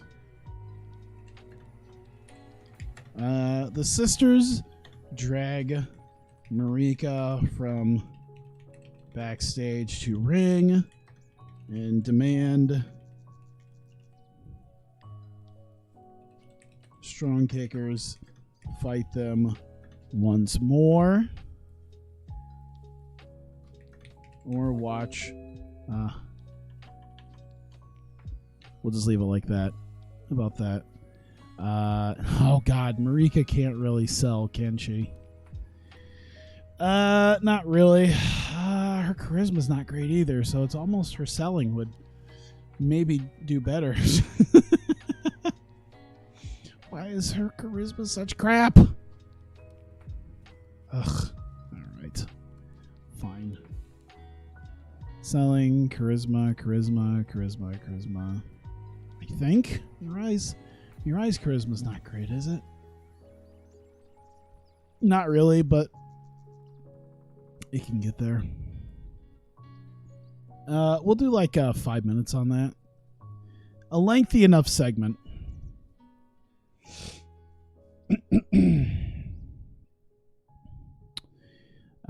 I think minor successes there. Maybe not so much for the other three, but definitely for the sisters.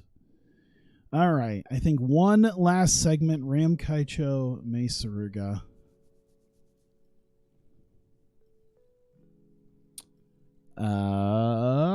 Actually, I think I might do one deal with our champion, even though this is going to cost us money. This might not be a good idea. She's not really involved. She's just going to do a vignette. This might not be a good idea. She costs too much money. How much money does she cost now? How much do you cost? $416. Ah!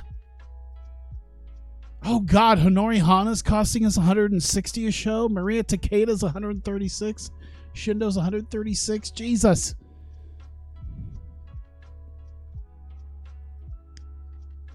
Ugh. All right. Let's see. Iwata promo about expecting the new contender to step up on the big stage. You know what? Iwata promo. Excited for Shining Stage. In hopes the contender will step up as well. Just like 5 minutes. There you go. And Ram Kaicho, Mei Saruga. Ram, Mei, and Saya. So Saya gets a distraction for Ram to allow Mei to win. Mei celebrates as Ram is furious. Let's see. Saya stares her down and plans to fight her. There you go. We'll have her sell the match. She's just gonna be happy, and Saya's also gonna use her charisma. So Mei with a minor success, Saya with a minor success, and I think we're good. Tell me that's not too much. Nope, we're good. All right, perfect, awesome. I think we do have 2 road agents, don't we? I can't remember. I think we have 2. I think we have 2 referees, which is fine. We just have the 1 road agent. All right. That's fine. Whatever. Doesn't seem like it's going to be too much work for her, so I'm not too upset about it. So we don't need any of that.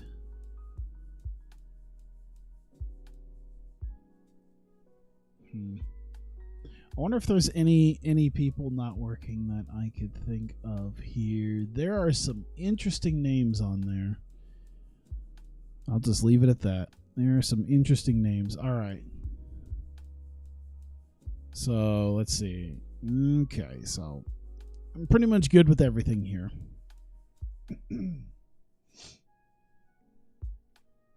All right.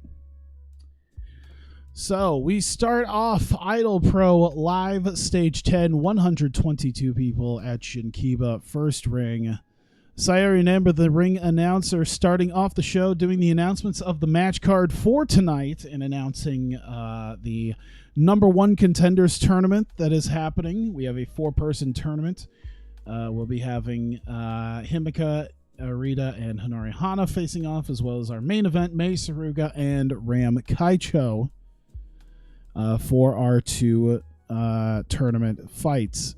We'll also announce a new major event in May. It has been the work of nearly a year to create our premier yearly event, Shining Stage. And some point in May, we haven't hammered down the day yet, and we probably won't hammer it down, honestly, until we actually get there. But nonetheless, in May will be our big major events of the year. Shining Stage first live, the of course the first of the Shining Stages, and there you go. That'll be basically our big I say Mania basically event.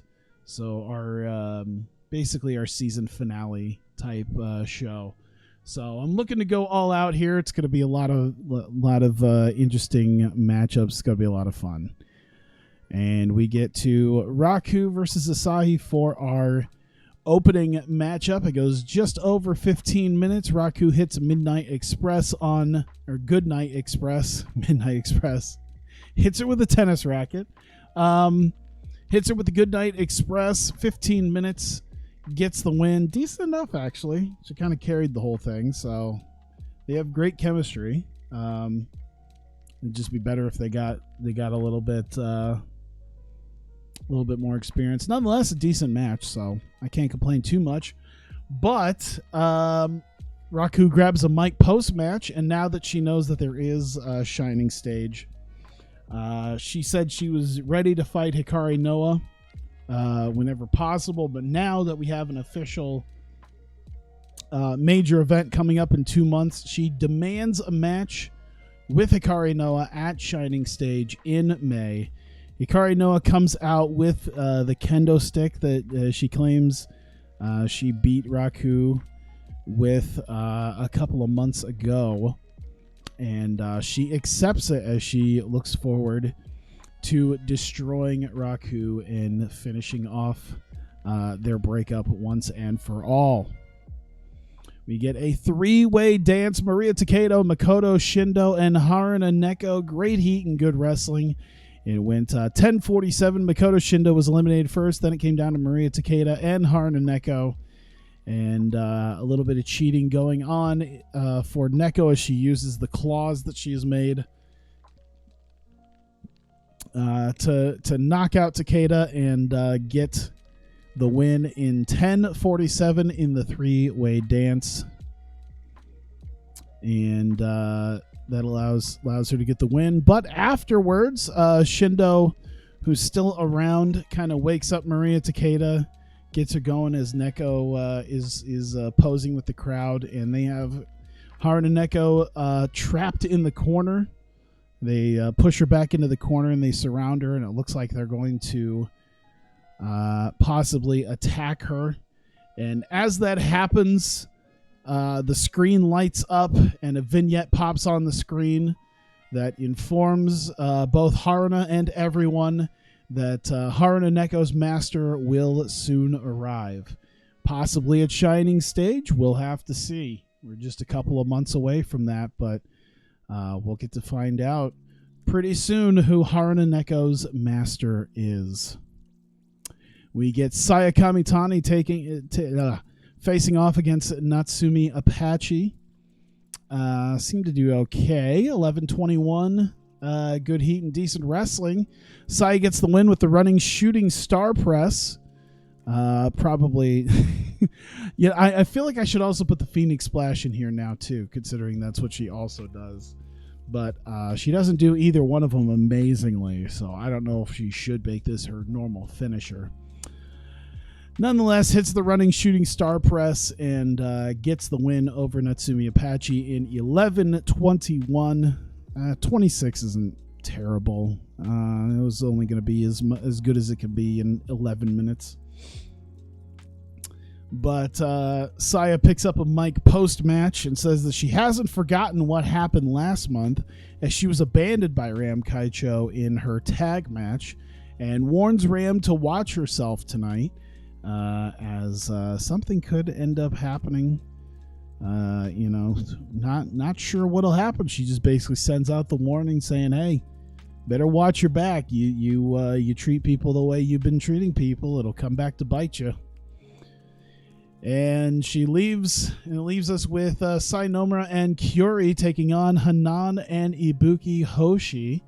Great heat and good wrestling. Oh, damn, Kyuri got a 50. Holy shit.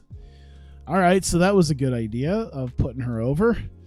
14:25, Hanan pins Sai Nomura with the, or I guess technically Kyuri didn't win. Hanan got the win. Pins Sai Nomura with the judo throw. And Hanan was one of the weaker ones too. Jesus, Ibuki Hoshi does well. You know what it is? I think it's because Ice Ribbon just goes balls to the wall with shows in this thing, and Ice Ribbon has a pretty good track record, I think, of wrestlers. But nonetheless, Kyuri was head and shoulders above everybody else. And god damn, all right. Well, good to know that we have a secret a secret ace dragged in there. Nonetheless, Hanan and Ibuki Hoshi getting the win. Kiri sustained a fractured cheekbone. Oh, fuck. My bad. The locker room was a bit unhappy with Ibuki Hoshi after her mistake caused Kiri to get hurt. Fuck! Well, they'll both have to settle that in ice ribbon. Post-match, Miyako Matsumoto has a chair, scares everyone out of the ring, opens it up, and sits in the middle of the ring. And she talks about how the last several months she's been treated unfairly by Idolfight Project and the fans, as every time she comes out here, she just wants to wrestle and just wants to win, and every time she gets put up against the brand new debuting wrestlers of the promotion, and she doesn't have a match, and she plans on leaving, but she's taken the chair with her because she says she has a good idea that come May, if she doesn't have a match for Shining Stage, then she's taking this chair, she's sitting in the middle of the ring, and she is stopping the entire show herself, unless she gets a match to prove herself, as she doesn't want to be treated like crap anymore by Idolfight Project management as well as the fans here. So she doesn't feel like she's been treated poorly, and she's had enough of it, and she's willing to ruin the first big major event of Idolfight Project if she doesn't get what she wants. And we get the first of our two tournament matchups tonight. Himika Arita taking on Honori Hana in the Royal Spirit Championship #1 Contenders Tournament. An exceptional match between the two. Both of them doing very well. Himika Arita was looking for her backbreaker, but instead turns it and keeps it into a torture rack, and in 1634 forces Honori Hana to submit, and Himika Arita moves on to possibly get a rematch against Mika Iwata for the Royal Spirit title, but she'll have to contend to the winner of tonight's main event. But first, the Bakaretsu Sisters, after the cheating that had happened with the Strong Kickers last month, they are not fond of what has happened, and especially with the interference of Marika Kobashi, and they come out after the match dragging Marika Kobashi by her hair and picking her up and forcing her into the ring. And they once again grab her by the shoulders, sit her kneeling in the middle of the ring facing the entranceway. Nodoka and Yuki grab a microphone, and Nodoka shouts at the Strong Kickers and demands that they fight one more time.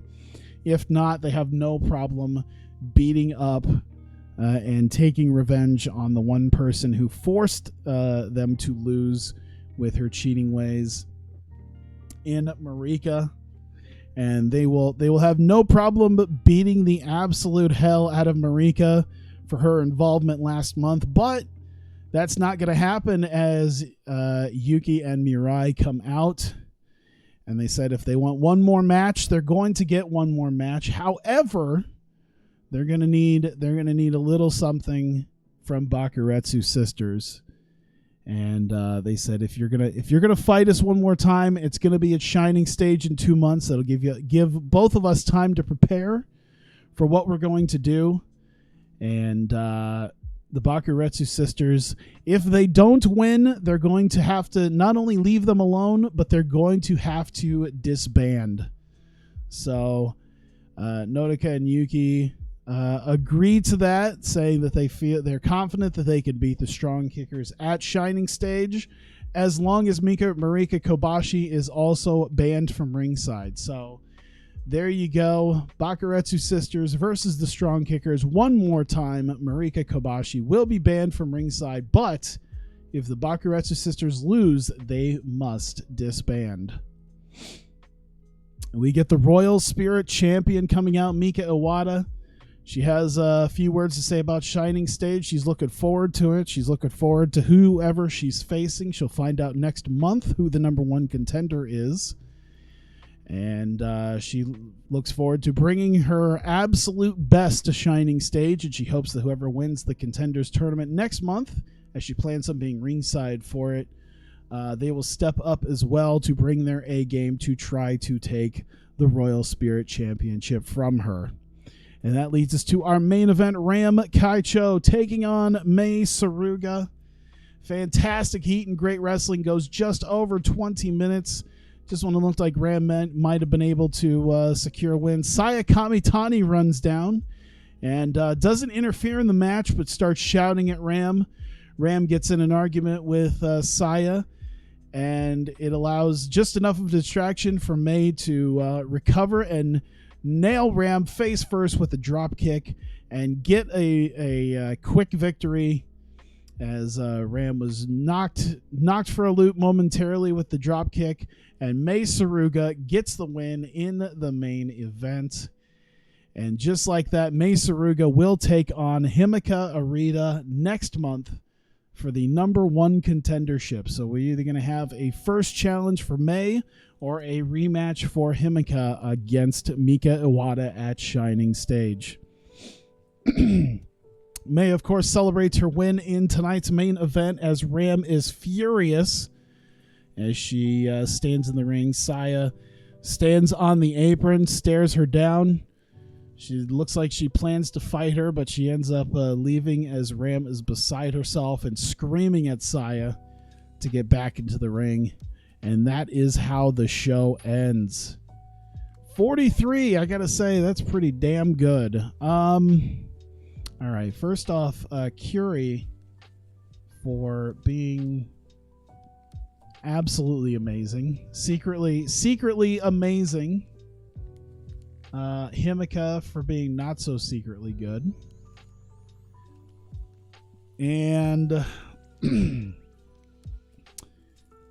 I'm gonna give it to Mika for having the best segment of the night, even though it was just a promo. So it worked out pretty well. I think we're good. There you go. Scene please, scene please, scene please. There you go. God damn, we are done with this month. Woo! All of it out of here. We're setting up for our major event. I'm excited. Here we go. Anything? Let's see here. Well, we're now above average there, and Curie has a fractured cheekbone. I don't think it's gonna do. I don't think it's too bad. No, 6 days. She'll be fine. She'll be fine. All right, all the way down there is our show. Jesus. All right. So yeah, we're not very good. Hiroshi Tanahashi's going to CMLL. Interesting.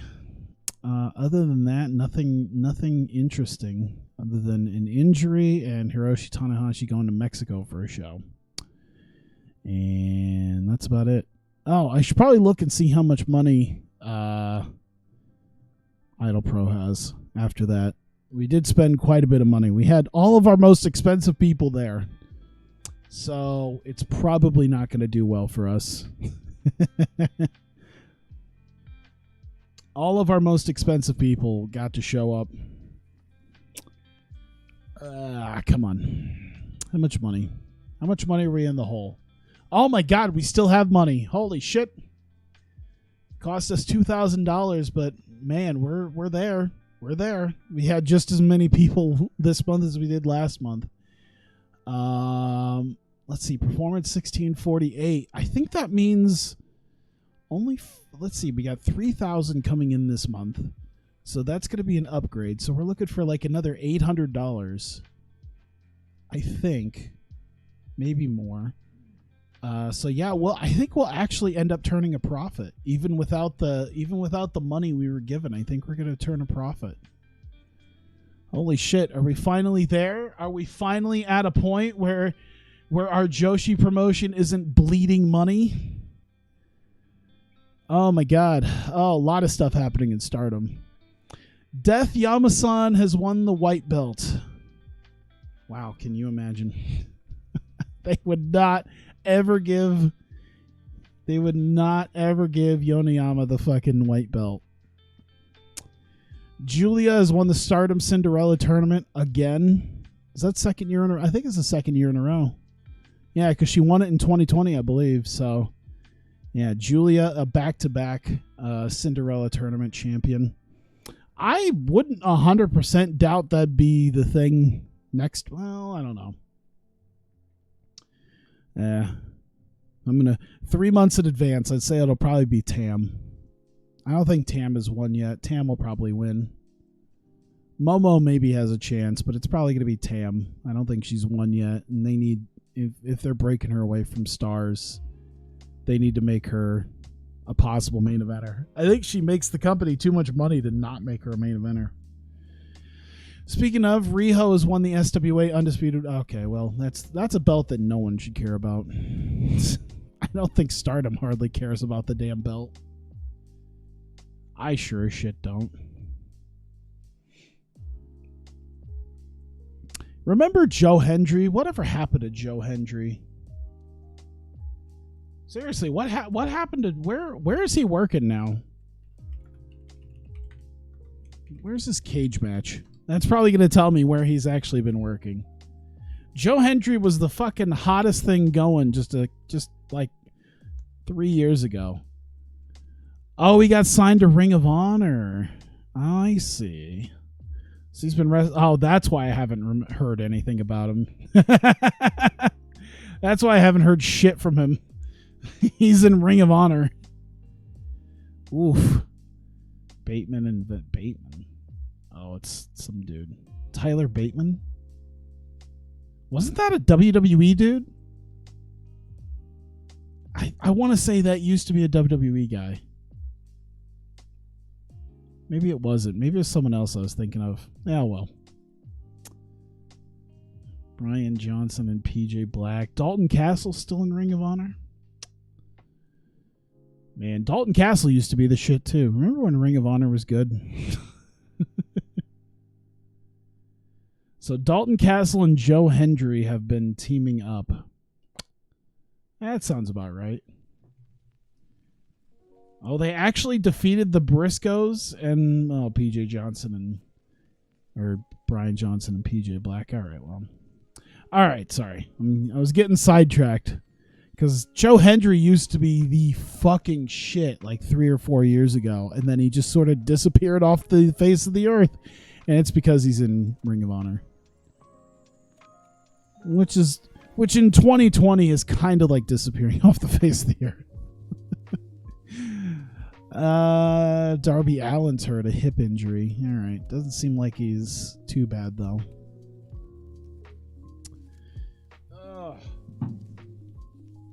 Nothing major's happened. That's always a good sign.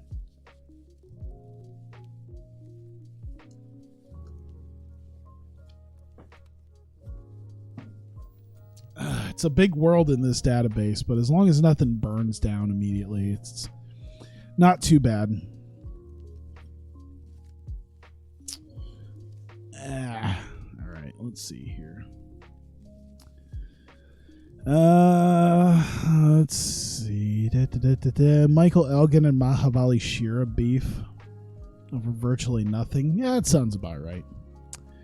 Makoto Shindo quits Sendai Girls. Holy shit. I think she's still working for Marvelous, isn't she? Yeah, and Seedling. All right, so that's fine. She just quit one of her side pieces, basically. That's okay. Rina Shingaki. I wonder how much she costs. 70? That's not bad. She's 32 though. Oh, you know what? Speaking of Rinas, I'm gonna shortlist Rina Yamashita. I haven't done that yet. I need to remember she's there. Yamashita is fucking badass, and I think bringing her in would be kind of cool. I want to pair her with someone else who will probably kick people's ass. Probably be for the better.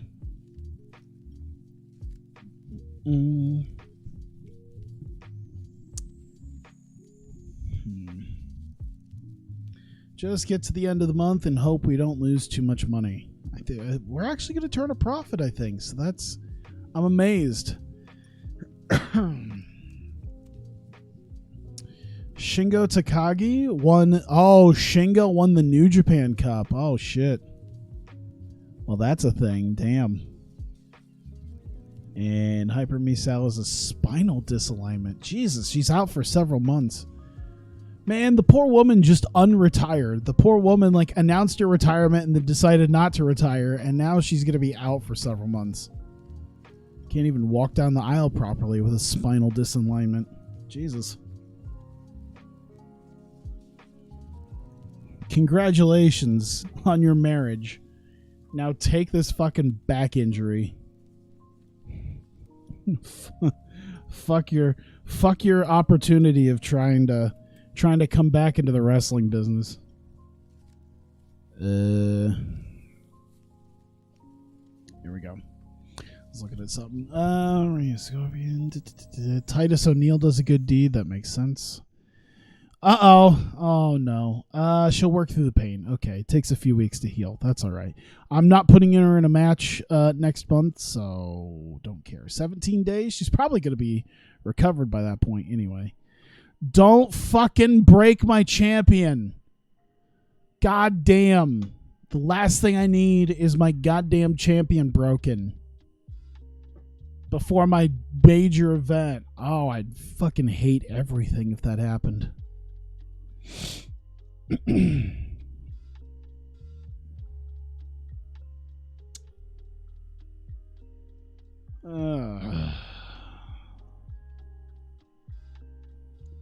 Let's see. Aja Kong's retiring, finally. Dalton Castle kicked out of the Righteous. Yuka Sakazaki's hurt. Damaged knee cartilage. Oh boy, she's still. Kiri's fully fit. Alright. Alright, well, at least it's not too bad. Just says a few days, I think. 800!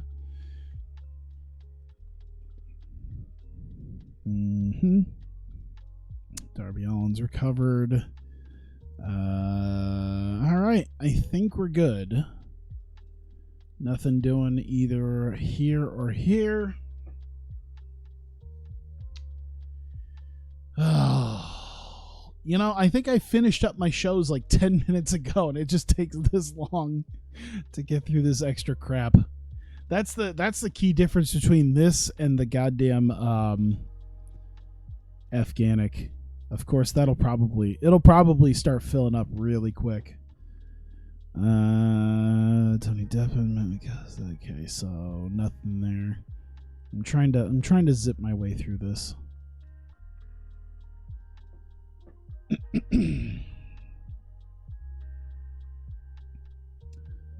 What is this profile of his?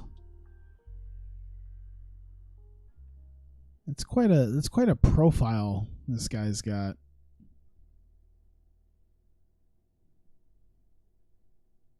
His name's Adam Chase, so that could be perfectly called treason. After turning his back first to the Project Rangers and later Yunkin the Level, he began his solo career. Chulo, arrogant and believed, is convinced that... Oh, good lord. Whatever. Shawn Michaels is staying with WWE. CMLL is letting Negro Casas go. Paul Heyman staying. Suzuki staying. AJ Styles is staying. Shocker's leaving. Anyone? Fuku's probably going to stay with Marvelous. Roderick Strong. Brian Kendrick. AAA's letting go of a lot of their old guys. Mike Chioda. No, nothing. No major ones. No one with a name really leaving. DT and Abima TV. WrestleMania week is underway. Kairi Sane staying. Shane Thorne staying. Extension for Scott Stanford. Act is staying. Oh my God, there's so many.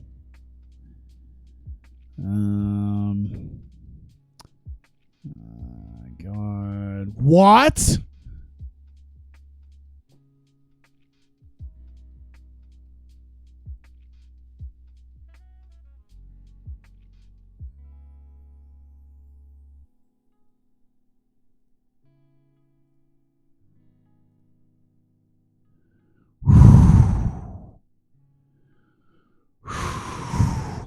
Man, Chad Gable's 35 years old. Oh, but it's Chad Gable. Like I said, like I literally just got done talking about how if you're gonna hire someone, like it's not really worth hiring someone for that much money. It's really not. God damn, it's really not worth hiring someone for that much money at my low level right now, because I don't have a ton of, I'd be burning through whatever profit I was making already to sign him, but I'm gonna have to consider it, man. It's fucking Chad Gable. Like, that really is a dude you could build your promotion around, honestly.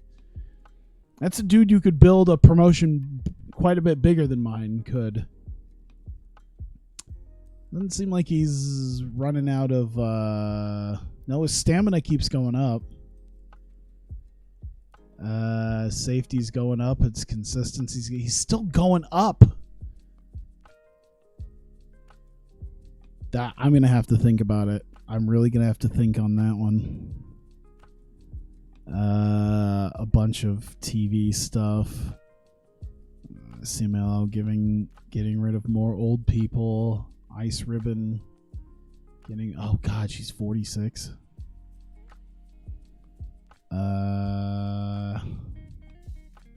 Let's see, anybody else? No.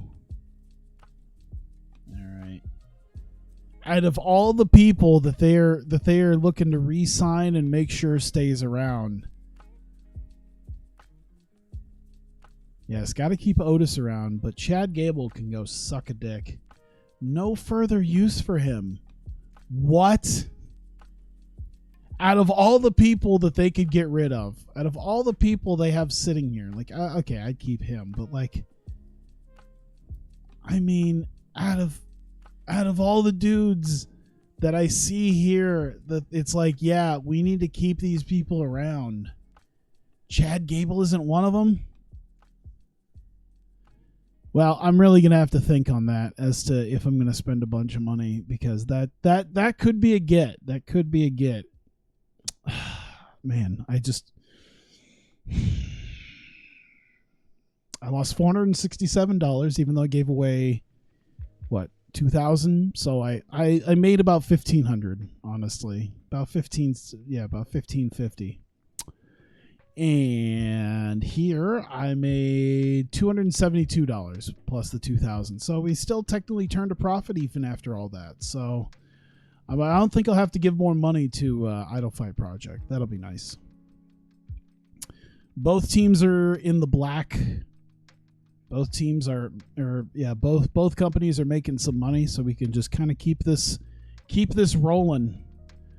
Nonetheless, thank you guys for coming out. I appreciate it. I'll have some things to think about as far as signings are concerned. If you're watching this on YouTube, of course, this will be the end of the video. Thank you so much for watching. I greatly appreciate it, and I will see you guys next time.